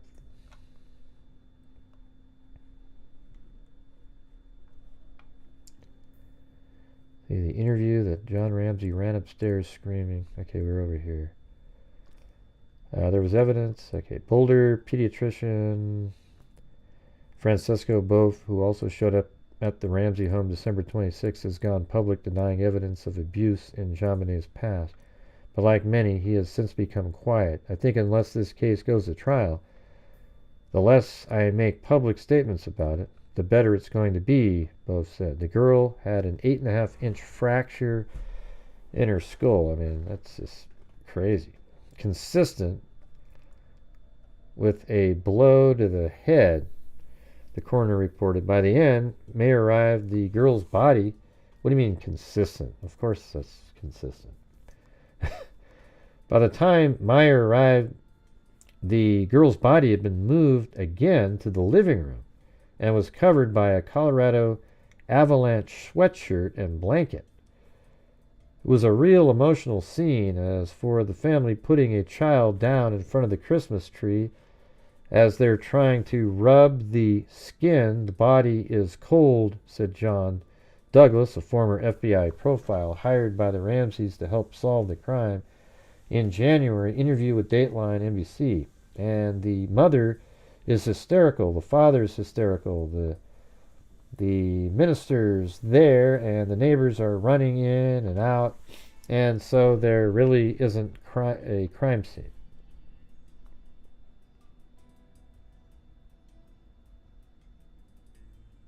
Hey, thanks, Jennifer, for the coffee.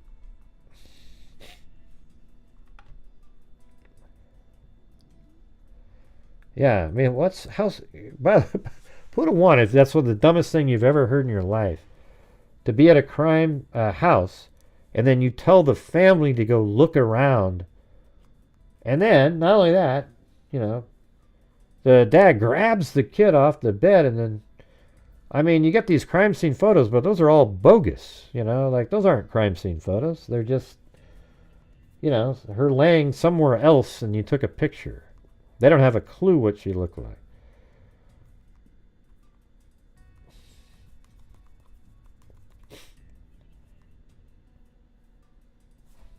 God, it's just so stupid. It's unreal. During a search of the home, the same day, police recovered a notepad with 3 pages ripped from its center. An analysis by Colorado Bureau of Investigation lab agent Chet Ubowski revealed tear marks that match those at the top of the ransom note. So this person goes to their house and, doesn't have a prepared ransom note. They just start writing a ransom note from on a notepad that was already there and started over twice, and I don't know, man. You know what? It just the information to me logistically sounds more like somebody in the home is doing that. Just logically. Like, you have time, right? There's a body, it's already dead, and you're just like, okay, how do we do this? How do we do this? Okay. We write a ransom note. Okay. Oh, wait, let me start that again.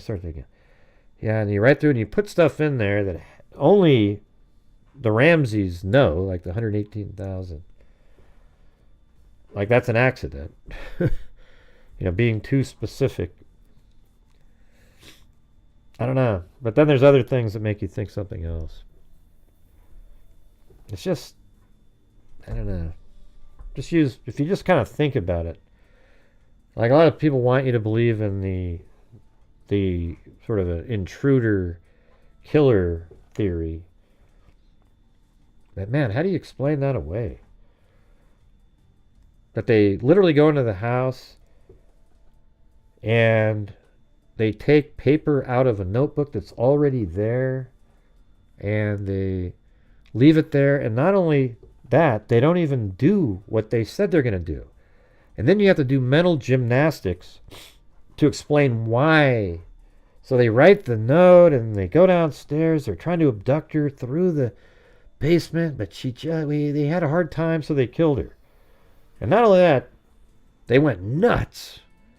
I mean, we just hammered her in the head with something, used a garrote, and then used a taser. I mean, it's almost like if it was in a movie, you'd laugh at it because it's so stupid. Okay? I mean, this little 4-year-old girl, you got the, like, grown adults, somebody just wailing away with an object in her head, and then strangle her, assault her, and then use a taser? Does that seem reasonable to anybody?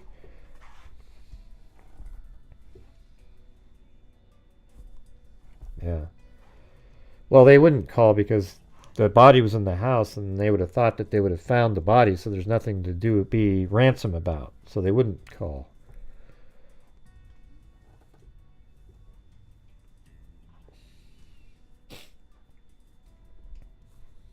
I don't know, man.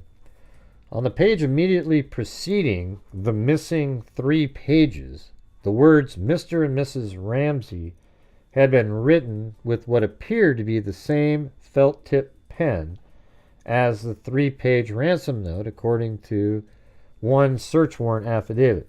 The notepad also contained other handwriting later analyzed by Ubowski. The real ransom note began, Mr. Ramsey. Oh, yeah, right. So why would you... Yeah, so it says Mr. and Mrs. Ramsey. So then it was just changed to Mr. Ramsey, not including Mrs. Almost like it seemed to... I don't know. What do you think that would be? This handwriting showing indications that the writer was Patsy Ramsey, according to search warrant affidavit. This handwriting showed indications that the writer was Patsy Ramsey. Ubowski would not comment on the ransom note, saying all information compiled by the Colorado Bureau of Investigation is the domain of Boulder authorities. And well, here's another thing too, though, is if the parents did do that with the ransom note, why didn't they take Patsy's body out of the house in the middle of the night? 1996, everybody didn't have Ring doorbell cameras, and just put her body somewhere. Because that way she's not in the house. If it was an accidental death in there, why would you, here's the thing. From, the pro-parent part side of the story is, okay, let's say Burke hit the kid over the head, and now they got to cover it up, right? Well, they write this ransom note, and then they call 911, and the cops go there, right?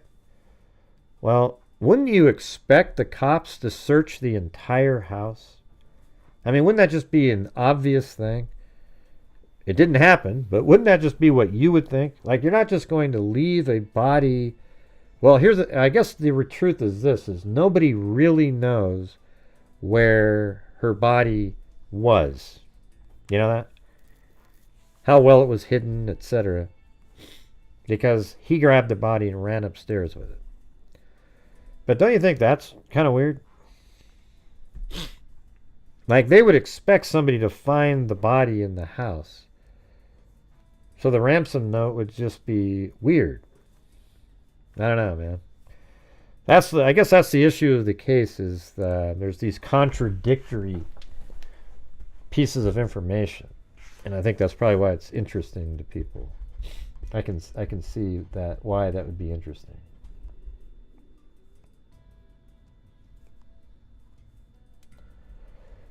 All right. Well, you guys, we had a good run there for a minute, but if you're out there and you have the ability to help support the Gray Hughes Investigates YouTube channel, a channel that covers all kinds of different cases, I would appreciate your support. We're currently still at a third of a nightly goal.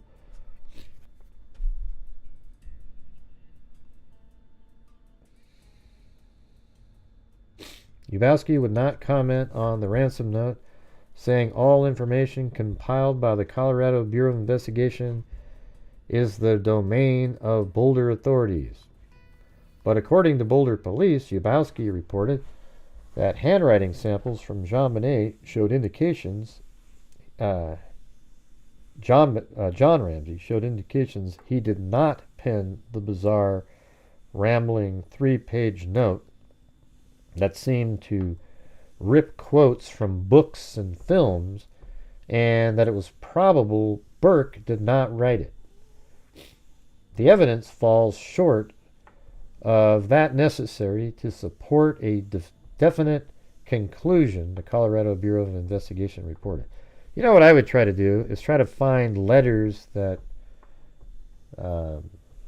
Ramsey wrote to friends a year prior. Not hey, come give us a writing sample. That's so stupid. Why don't you find letters that she wrote to somebody? Maybe that would be a little bit better sample, because that way she's not under any sort of duress at all. And, you would think that she could have intentionally tried to make her writing look a certain way if she wrote the ransom letter. Thanks, Michelle H. Trying for another wave.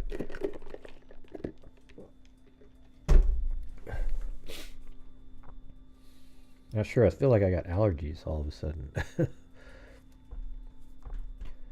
The evidence falls short of that necessary, and then Ramsey's. After the murder, the Ramseys effectively dropped out of sight by staying with friends and restaurateur Jay Alowski and others. They selectively appeared at a church service 2 Sundays after their daughter's death, while many parishioners attempted to shield the grieving family from the onslaught of news cameras. It was later revealed their spokesman, Pat Corton, had alerted the media about the photo opportunity. Oh, jeez. The Ramseys never returned to the Tony Boulder home they spent several years and thousands of dollars renovating.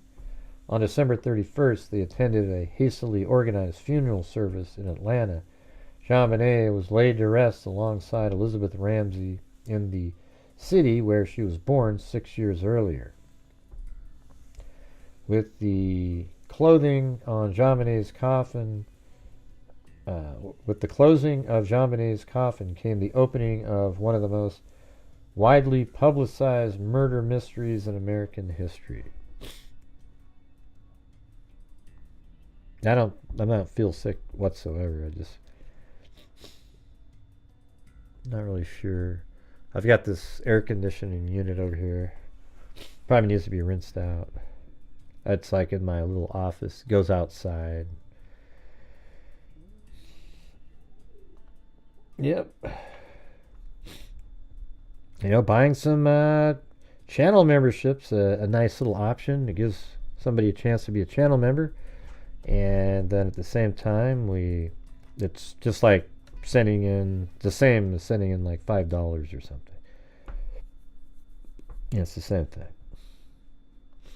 But I'll just read this chronology here if you want. 6-year-old JonBenet, December 25th, 1996, 6-year-old JonBenet Ramsey is last seen when being put to bed at 10 p.m.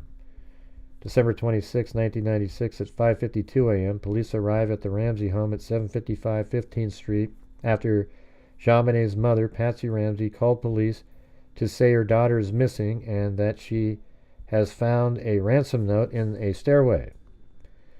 On December 26, 1996, at 1:05 p.m., John Ramsey, JonBenet's father, and Fleet White, a family friend, discover the girl's body in the basement after police recommended they search the home. Police say JonBenet was not stabbed or shot, but won't discuss how she died. December 27, 1996, the Boulder County coroner reveals that JonBenet was strangled. Officials release no other details.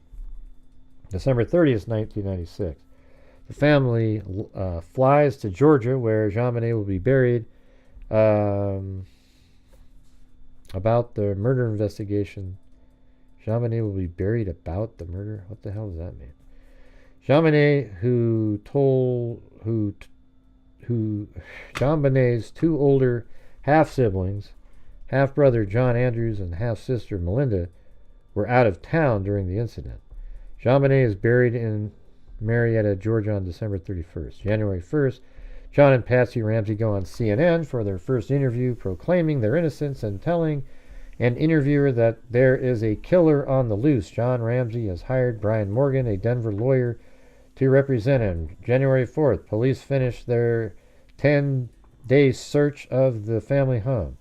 January 5th, John, Patsy, and Burke Ramsey attend services at St. John Episcopalian Church.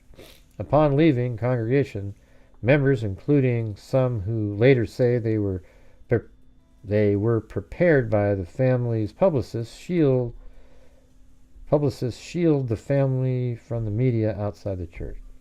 Also, Sergeant Larry Mason is removed as lead investigator on the case after being accused of leaking information to the press.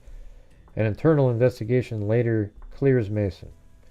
January 7th, sources reveal that investigators found a practice ransom note written in the same type of pen on the same paper as the note found in the Ramsey home. I want to know where was that? The notepad?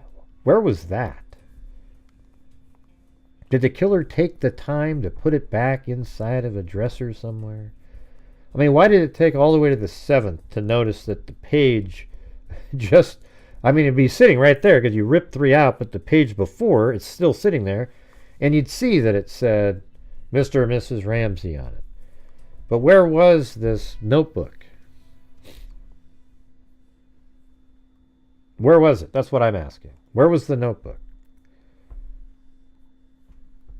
It seems strange, right? Like, wouldn't you just rip the notes out, write it, and just throw the notebook on the ground? Like, you wouldn't even care if you're the killer, nor would you have ripped it out, right? I mean, think about it like that, you guys.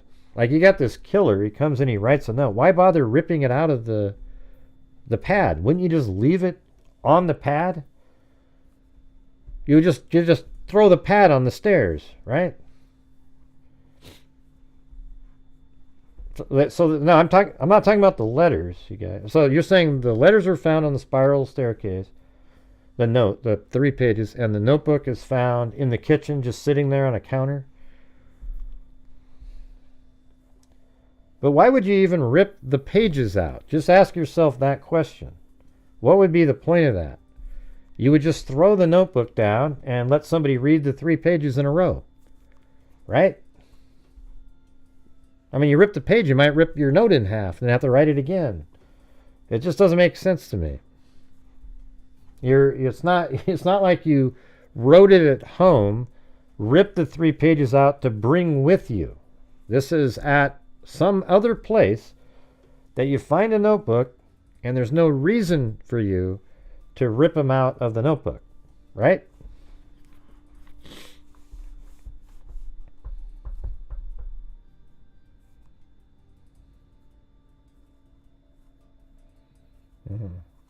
Yeah.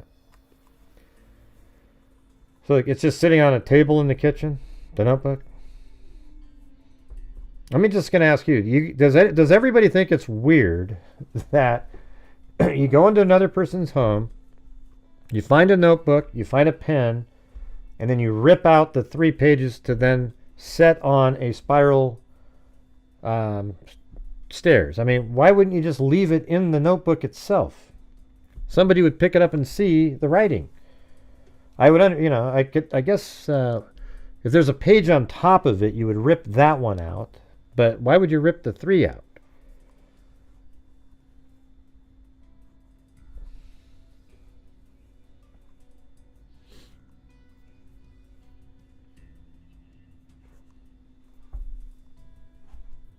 I don't know. Yeah, that's just... Anyways, January 7th, sources reveal that investigators found a practice ransom note written in the same type of pen, the same paper.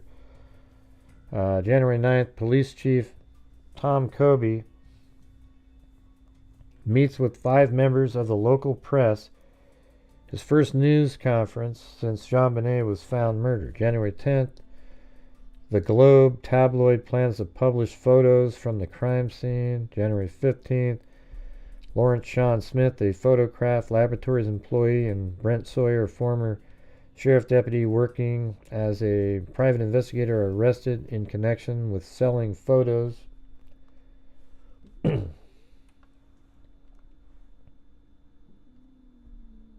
right, I'm just going to get out of here. Oh, is there more of that? Jeez.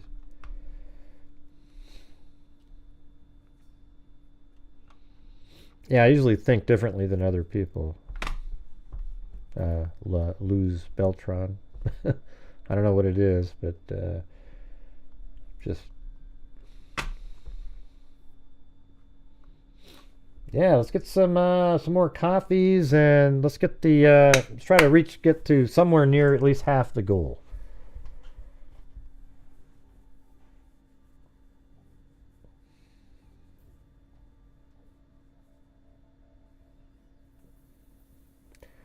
All right, so this is, I guess this is the same thing, right? We just read this, right? All right. Here comes another one. Right, that's something somebody who owns it would do, you guys. You know that? So putting the pen away and somebody ripping the sheets out of their own paper, because then it's sort of... See, this is the way I would think somebody who owns it would be thinking. You grab the notebook and you're writing it, but you're like, oh yeah, wait, the killer left these. So then you rip them out and you place them on the stairs. But a killer who came into the house wouldn't do that. They would just write on the pad and leave the pad right there with the note on it. A person living at the house trying to separate themselves from the notebook itself would rip out the letters and place the pages somewhere to make it just... It was sort of an instinctual thing to do. That's what I think. Oh, I don't read what you wrote, Frida.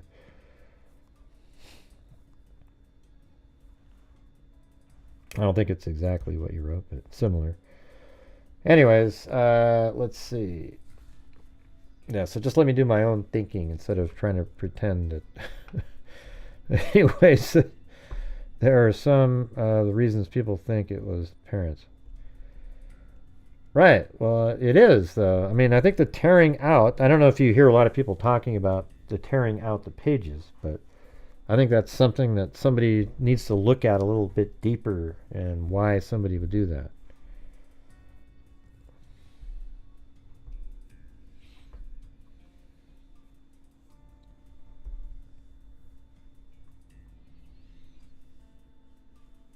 Mm-hmm. Yeah, I mean, that is kind of similar right there. Let's see. Maybe because it's your house, your notebook, and your pen that was in your house, and out of habit you tore it out for someone else to find. Yeah, well, I was saying sort of a little different. Was like you're tearing it out because you want it.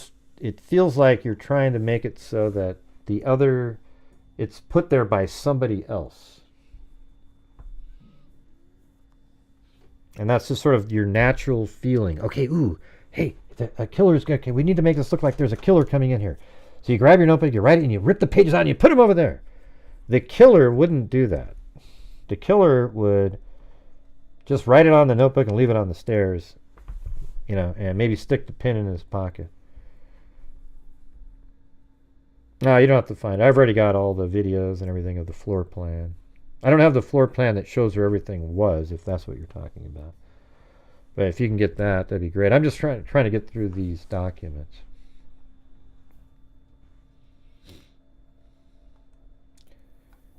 Yeah, or it wasn't a killer, Zozo. It was just the people living there, which makes more sense.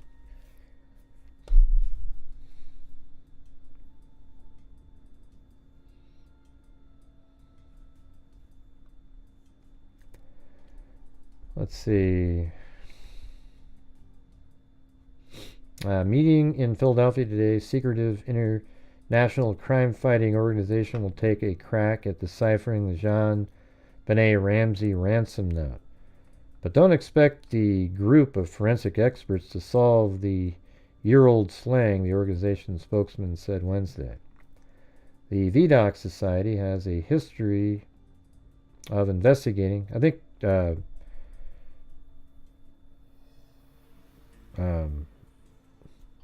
let's see. Who was that was in there?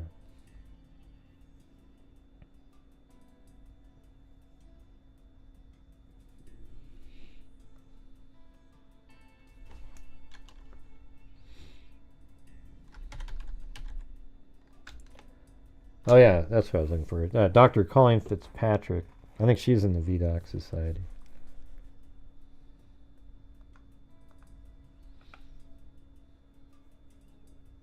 Right, but Paulette and Jessica, if it's the family that was doing it, then you don't need to, you just know the house because you live there, right? Like one of the parents would know exactly where everything is supposed to be, right?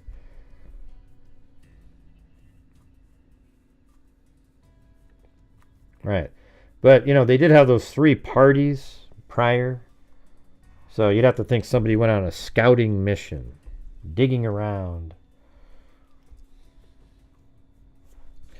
All right, guys, I'll try it again. We're still stuck at 7790, which is not even close to a third of our nightly goal. So if you guys are out there and you can help support the channel, I would appreciate it. I'm still taking the same amount of time doing the same thing. So if you guys have the ability to help support the channel, that'd be great. I said they'd have to sneak down into the basement, Zozo, and do a scouting mission while they were in there. Ramsey ransom note gets new look. So anyways, but the VDOC Society has a history of investigating and looking into unsolved murders that are normally years old, said spokesman Dick Laventhal. However, the Society is not involved in any way with the investigation of this particular crime. Robert K. Ressler, a famed former member of the FBI Violent Criminal apprehension team is scheduled to give a presentation today on the phony ransom note in the Ramsey case. This is neither prosecution nor defense-oriented, Ressler said. Ressler said he wouldn't be dropped any what does it say? Ressler said he wouldn't be dropping any bombshells, but would simply analyze the ransom note along with some autopsy reports and other public records, named after the 18th century French detective Eugene Francois Vidocq, considered the father of modern criminal investigation. The 150 members of the 8-year-old organization meet twice a month to review long-cooled homicide cases. JonBenet was found murdered in her parents' Boulder home December 26th. Hey, thanks, Vicky Kennedy. All right. Plan to review the full case. Okay, I'm just going to skip that one for now. I think I'd like to see what their results were, but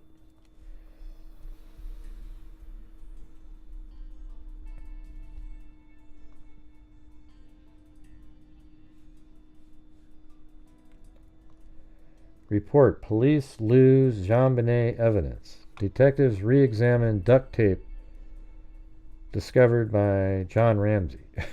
Okay. What the hell is going on here? Police investigating the murder of JonBenet Ramsey have retraced steps taken in the 14-month investigation because authorities lost evidence, friends of the Ramseys said in a published report. In another report, police are said to be taking another look at a piece of duct tape JonBenet said he pulled from the mouth of his 6-year-old daughter when he found her body. Okay, well, nobody knows what you found, okay? See, that's why it's so horrible that, you know, the detectives there go, hey, why don't you go look? And then John Ramsey finds his daughter, takes the duct tape off, picks her up out of the bed, runs up, and nobody knows what in the hell condition she was in right before that. You can't do that. And if they are involved, they were probably like, oh my God, this is perfect. I can just go mess up the crime scene now.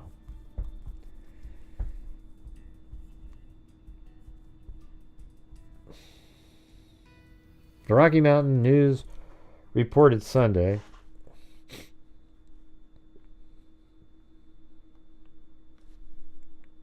I am here, everybody. I do exist. The Rocky Mountain News reported Sunday that friends of the Ramsey had been asked for news interviews. Not sure. Hold on, let me check what these guys are doing.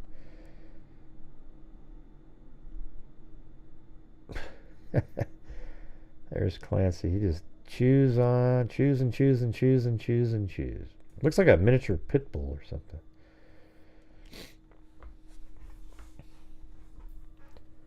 That friends of the Ramsey had been asked for new interviews. The friends, whose names were not given, said police told them they couldn't find the originals. Some also were asked for new palm prints for the same reason. In one case, 2 interviews conducted the day after JonBenet's body was found, December 26, were missing. 2 weeks later, sources told the news. When questioned about the need for new interviews, police said, well, we just can't find it. We'll have to do it again. The Denver Post reported Sunday that investigators have sent the duct tape in for DNA tests. The Post quoted unidentified sources who said an autopsy. How come, why is John Ramsey handing them duct tape? Wasn't this collected at the scene or what?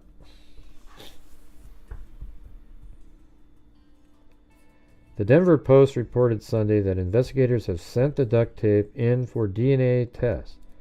The Post quoted unidentified sources who said an autopsy found no sign of skin damage on the child's mouth. They said ripping duct tape off normally would cause some skin marks. So he's saying, oh, look, I have this duct tape that I ripped off her mouth. But they're saying we didn't see any indication. See, that sounds like that could just be BS again. The Post said the investigators believe DNA tests should help determine whether the tape was ever on the child's mouth. Meanwhile, Adams County District Attorney Bob Grant, who has acted as a consultant to the Boulder County District Attorney Alex Hunter in the case, said it is not unusual for investigators to cover the same ground twice. If you go and take a fingerprint from somebody, you don't necessarily take a palm print, he said. If you interview somebody about item A, B, and C, and you go back and interview them again about D, E, and F, it doesn't mean you'd ask them again about B and C. Well, you might ask them about B and C again to see if their story changed, right? Some repeat requests came after Commander Mark Beckner was assigned to lead the 8 detectives investigating the case. Beckner said late last year that he and the 8 detectives assigned to the case had identified more than 70 tasks, just 70 tasks, including re-interviewing friends, family, and neighbors of the Ramseys. Some people who had given palm prints in the past were recently contacted by detectives. I said, you should know this, shouldn't you? Let's see. Some people who had given palm prints in the past were recently contacted by detectives who wanted to know if they had ever given palm prints. I said, you should know this, shouldn't you? Said one of Ramsey family friends. And the detective said, if I knew the answer, I wouldn't have asked. I know, but you should know if you've got the palm prints from somebody. Yeah, so that's totally accurate. Sounds like these guys are just the worst investigation in the history of mankind. Other sources told the news that police said they had misfiled the palm prints and no longer could find them. Earlier reports of lost evidence were refuted by police. A published report last month alleged that a heavy flashlight found during the initial search of the Ramsey home had been missing and was only recently found. Boulder investigators said the flashlight was never lost and had been analyzed by Colorado Bureau of Investigation months ago. Boulder police were unavailable for comment Sunday. All right, you guys, we are 13 away from making it to half of the low-end goal. Is that something we can do as a group? My God. Let's see.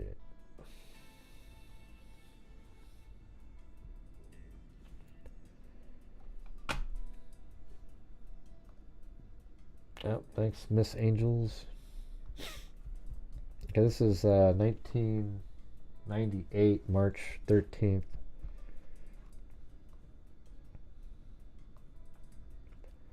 Unable to determine JonBenet Ramsey's killer after 14 months of investigation, Boulder police Thursday asked the district attorney to convene a grand jury in hopes of solving the sensational murder. Well, if you don't have the information, how would a grand jury do it? I don't get it. The longer we worked on the case, the clearer it became that inactivating the case would not be appropriate, Beckner said. The appropriate step at this time is to ask for a grand jury to assist us in gathering additional admissible evidence.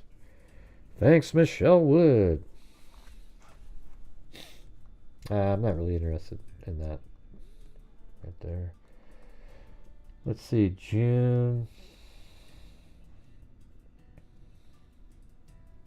Coming up.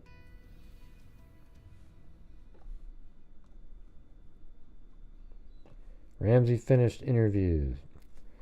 Prosecutors and the parents of JonBenet Ramsey on Thursday wrapped up their grueling days of interviews, a series of meetings initiated by John Ramsey in an April letter to Boulder County District Attorney Alex Hunter. The Ramseys offered to Mr. Hunter that they would undergo any interviews, any time, any place, as long as he wished, John Ramsey attorney Brian Morgan said Thursday evening.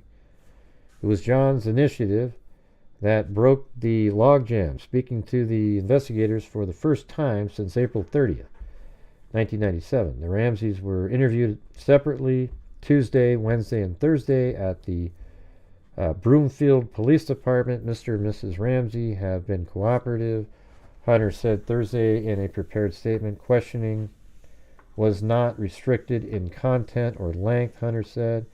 The Ramsey have agreed to continue to cooperate and to provide certain documents.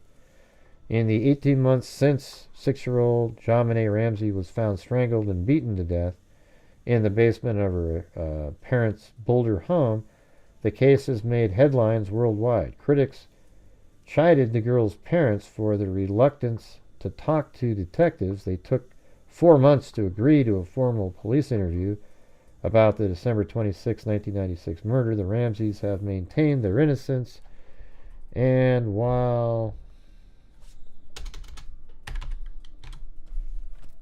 Hey, thanks, Allie Cake. I think we're now 10 away. We're 10 away from half. Unfortunately, only half the normal goal.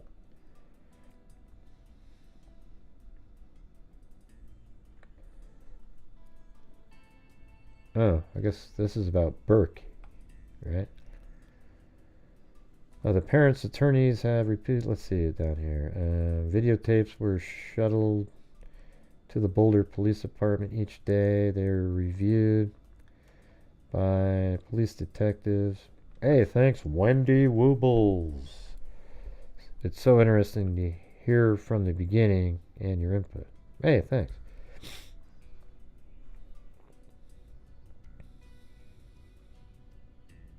Yeah, let's see what this is here. JonBenet Ramsey's 11-year-old brother was interviewed by a Broomfield police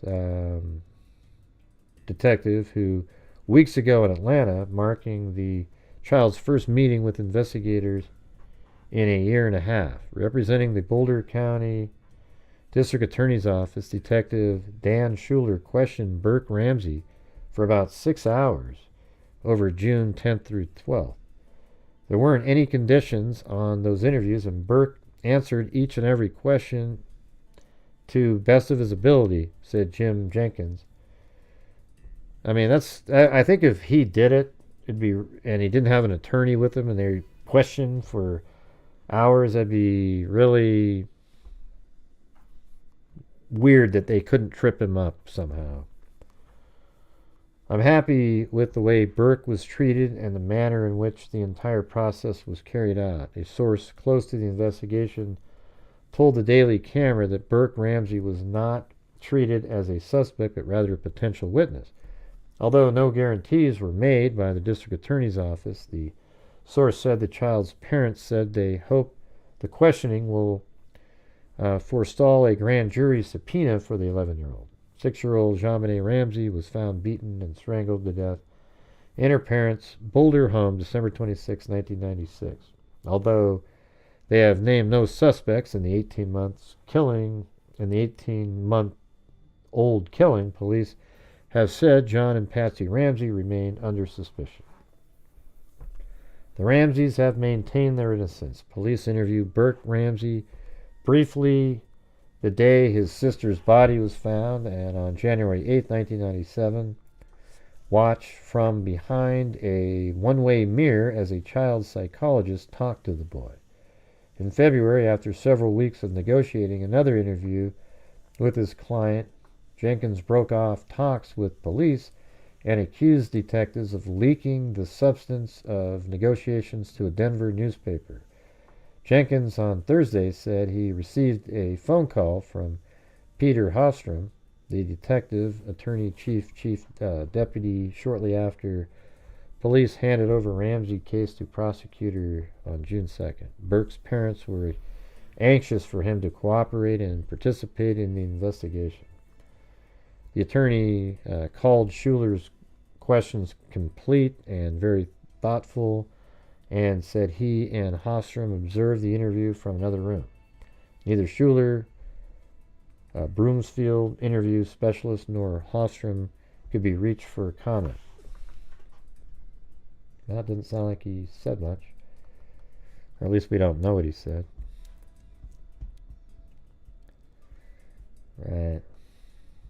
Right. That's what everybody says, Johnny Quest. Yeah. I don't know, man. I'm not, it's just hard for me to picture some random person coming into the house doing that. Could have been somebody making it look like a sadistic person. Right, so you're one of the people that think it's a killer from the outside. Okay, good for you. Let's see, clues exclusive 2 years later. Let's see. Is this part of it? I guess over here.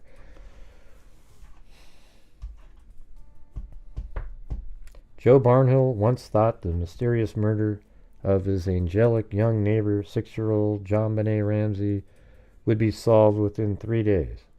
Today, he's still waiting for the closure as the investigation into the death of the one-time Little Miss Colorado enters its 3rd year. I'm just beside myself, Barnhill said last week, having just returned from a walk with JonBenet's dog, which he and his wife still care for. It's so sad, he said quietly. We love that girl. For the second time since the 1996 Christmas slang, this is December 26, 1998, this thing we're reading here, so 2 years. Let's see. For the second time since 1996 Christmas slang, the anniversary of JonBenet's death will pass without an arrest, even though her parents, John and Patsy Ramsey, remain under intense and constant suspicion.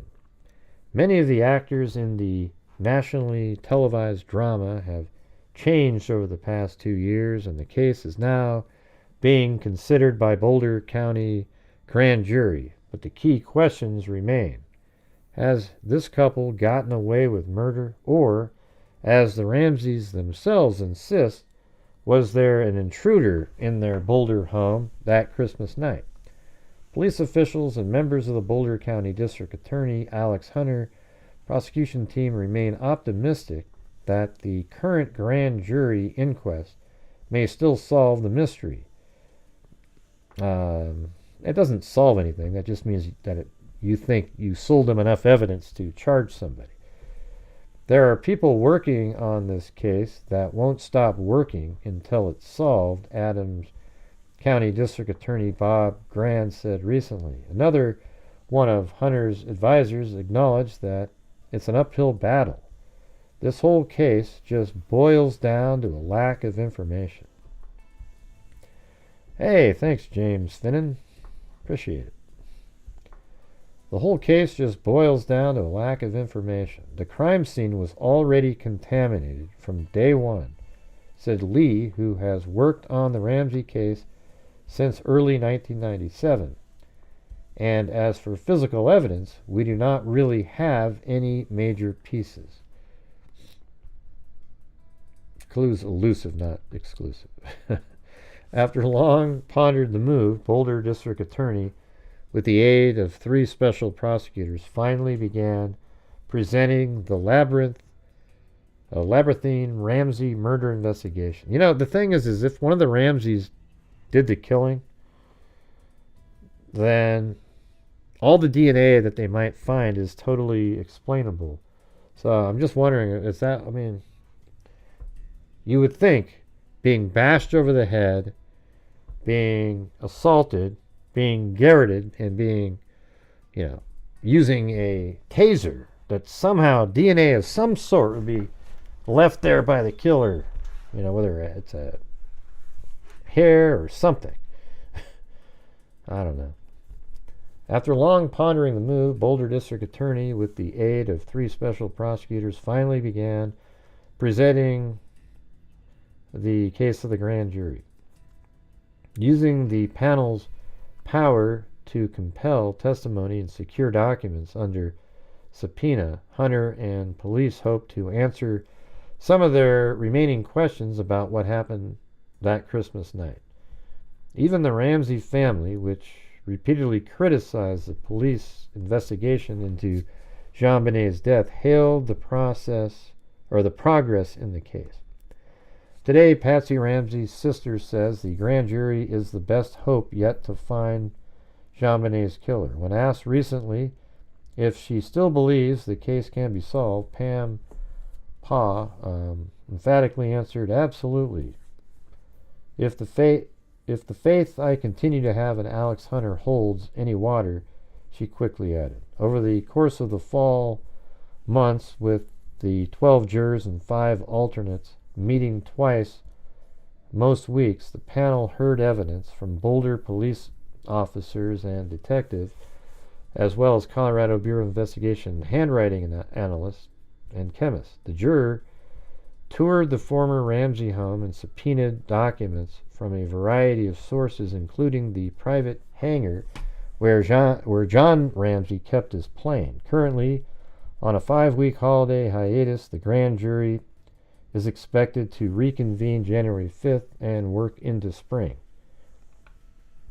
But for all the power of the grand jury, it remains unclear whether it can overcome the Ramsey case's own history, especially the crucial mistakes allegedly made on the first day. Well, they're not alleged. It's absolutely true. Just stupid.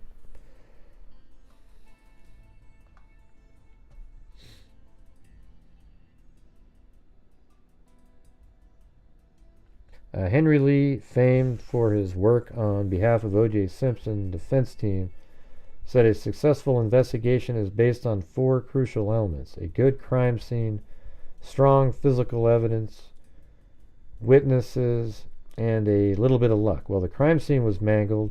They do have the notebook, or the notes. Unfortunately, we lack all 4 of those elements, Lee said.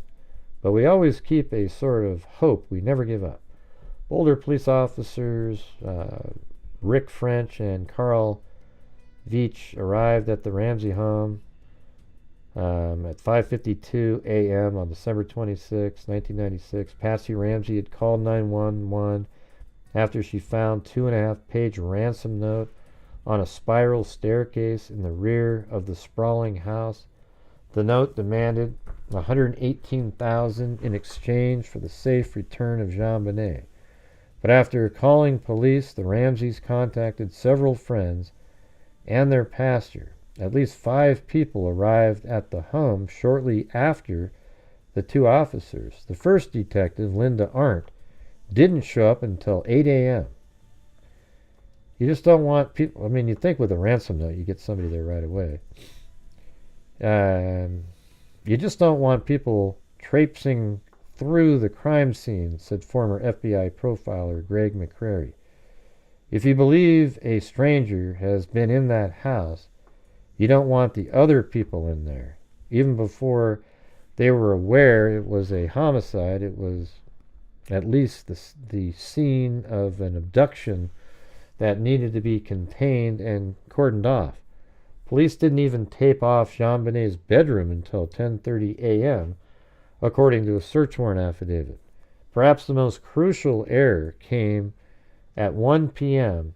Tired of waiting for the supposed kidnapper to call, Arndt asked John Ramsey and 2 of his friends to search the house.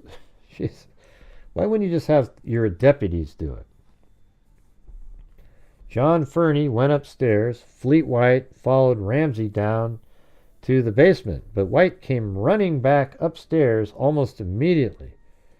John Ramsey had found his daughter's lifeless body beneath a blanket in an unused windowless room. He removed a strip of tape from her mouth and carried her body upstairs. Why in God's name were John Ramsey and Fleet White allowed to find that body without a police officer present? See, there you go. It's just so obvious. Asked retired Boulder police officer Dale Strange, an investigator with 8 years of homicide experience. That just destroyed everything right there. 10 months later, then police chief Tom Kobe would admit, if we had it to do all over, we would do it differently. Privately, current Boulder police officers say they wish Kobe had acknowledged that earlier and more sincerely.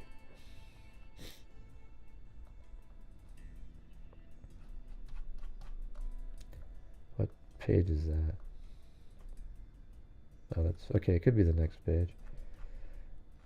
Yeah, there it is. Mark Becker, who has headed the Ramsey case since fall of 1997 and succeeded Kobe as Boulder police chief in June, won't discuss the first day. I'm going to really choose not to go back and review history of this case at this point, Beckner said.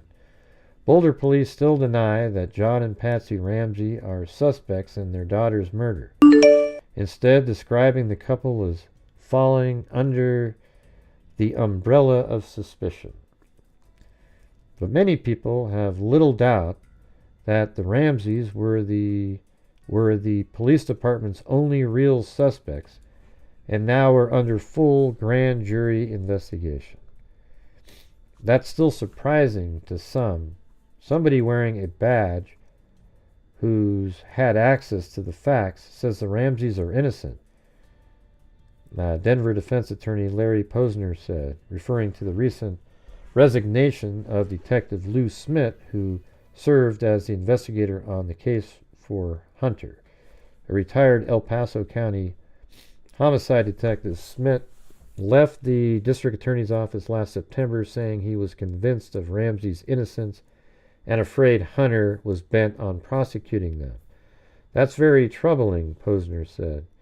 You just don't ever see that. The Boulder Police Department has been sharply criticized by the Ramseys and their supporters for, they say, single-minded going after JonBenet's parents. Well, it just feels like, like I don't even know the case, but just sort of looking at it, it feels that way. I mean, I know that these other people have, try to convince people otherwise, but hey, thanks, Egyptian Princess,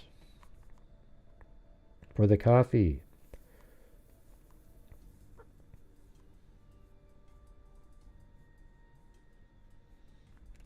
They're very troubling, Posner said. You just don't ever see that. The Boulder Police Department has been sharply criticized by the Ramseys and their supporters for, they say, single-mindedly going over JonBenet's parents, going after. Even Hunter admitted as much, telling the New Yorker magazine the cops became so convinced that the Ramseys did it that they never been able to look at the evidence objectively. Throughout the case, the district attorney's office has been perceived as being open to other theories about the crime, so much so that some close to the case allege Hunter is in cahoots with the Ramseys, a charge both sides deny. In May of 1997, the district attorney's office said in a court filing that there remained the real possibility that the murder was committed by an intruder. Even Boulder County Sheriff George Epp mulled over the idea of running an investigation parallel to the Boulder Police Department. Somebody had suggested that to me, but it just wouldn't have been a good idea, Epp said last week, declining to say who brought it up. After 2 years of work, it is possible that the Boulder police have missed the boat entirely, letting an intruder get away with a crime. David Protest, a Northwestern University journalism professor, thinks it could be possible. He has seen it before. I certainly have investigated as a journalist a number of cases involving children who vanish from their beds and are later found murdered, Protest said. In most those cases, the parents are not involved. Why we don't expect or accept is that, or what we don't accept or what we don't expect or accept is that a young child would vanish from her bed in the middle of the night and be killed. I think our society would prefer for the parents to have committed this crime. It makes us safer to believe. I think you meant it makes us feel safer to believe that, even if the assumption is false.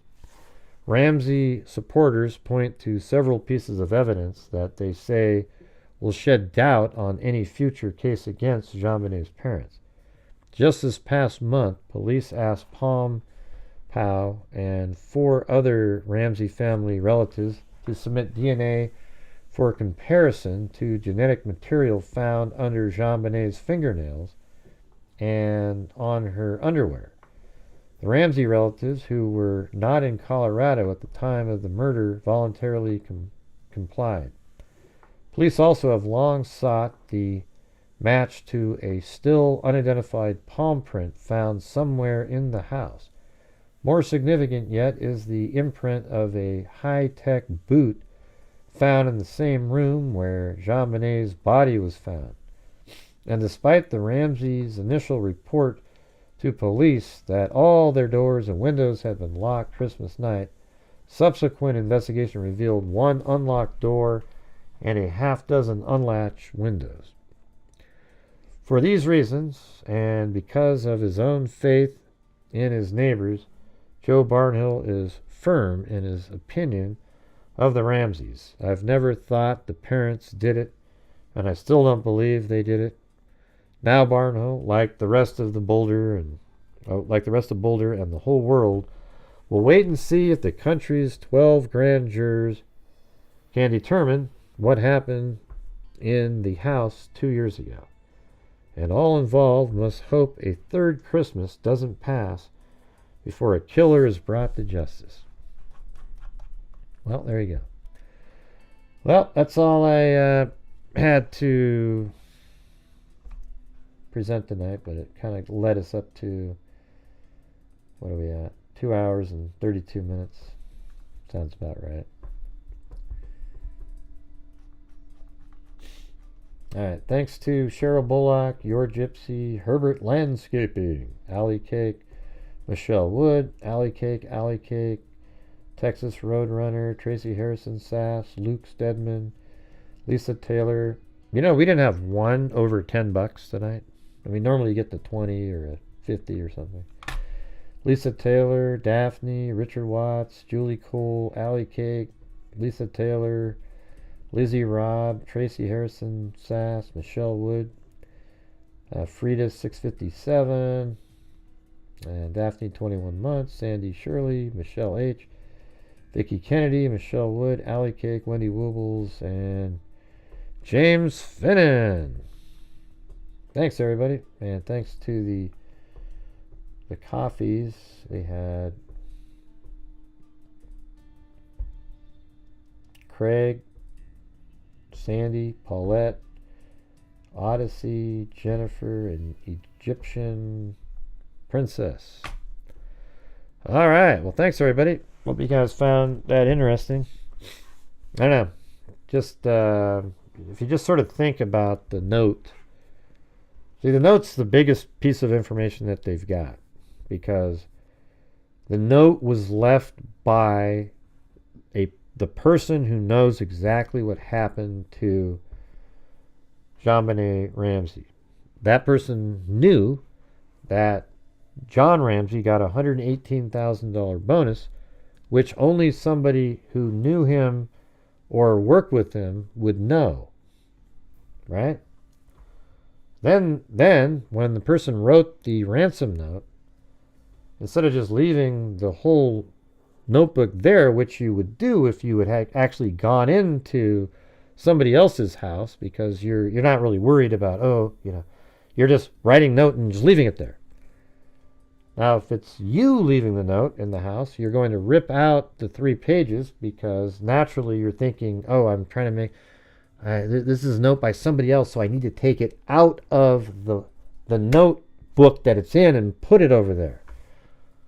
You know, even though you didn't have to do that, that's just how your mind would sort of instinctively do. You would just do that. I'm not sure that's a word, instinctively. But anyways, there's a lot of stuff.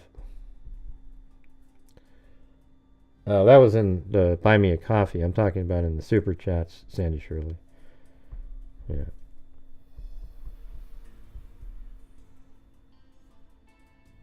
Well, I didn't see a Super Chat from you for 25. Your Buy Me a Coffee was 5. Okay, so I didn't see anything for 25. All right, Sandy.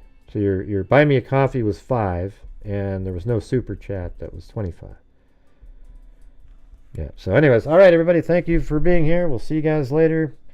And as I always say, until next time, be safe out there. Yeah, I've been doing this true crime thing for quite a while now. And during this whole time, I have not seen one person that is a crime dissector, plug rejector. I'm a certified human lie detector. Gonna get ya on a stretcher if you try and play me like an old projector. Crime sector is my nectar. Professor Gragel's gonna give another lecture. Crime collector, freak connector, and I'm always gonna be a pup protector. Fool deflector, interceptor, and I'm meaner than a spectre with a vector on his pector. With all respect, y'all, just remember I've a temper fucking checked ya.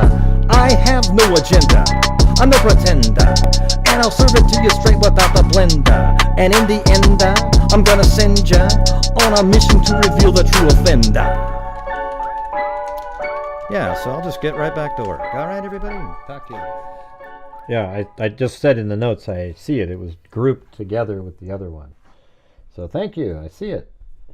Your other one covered up that one and made it one email. So there was 2 emails that came in from that. So thanks, Sandy. Appreciate it. All right.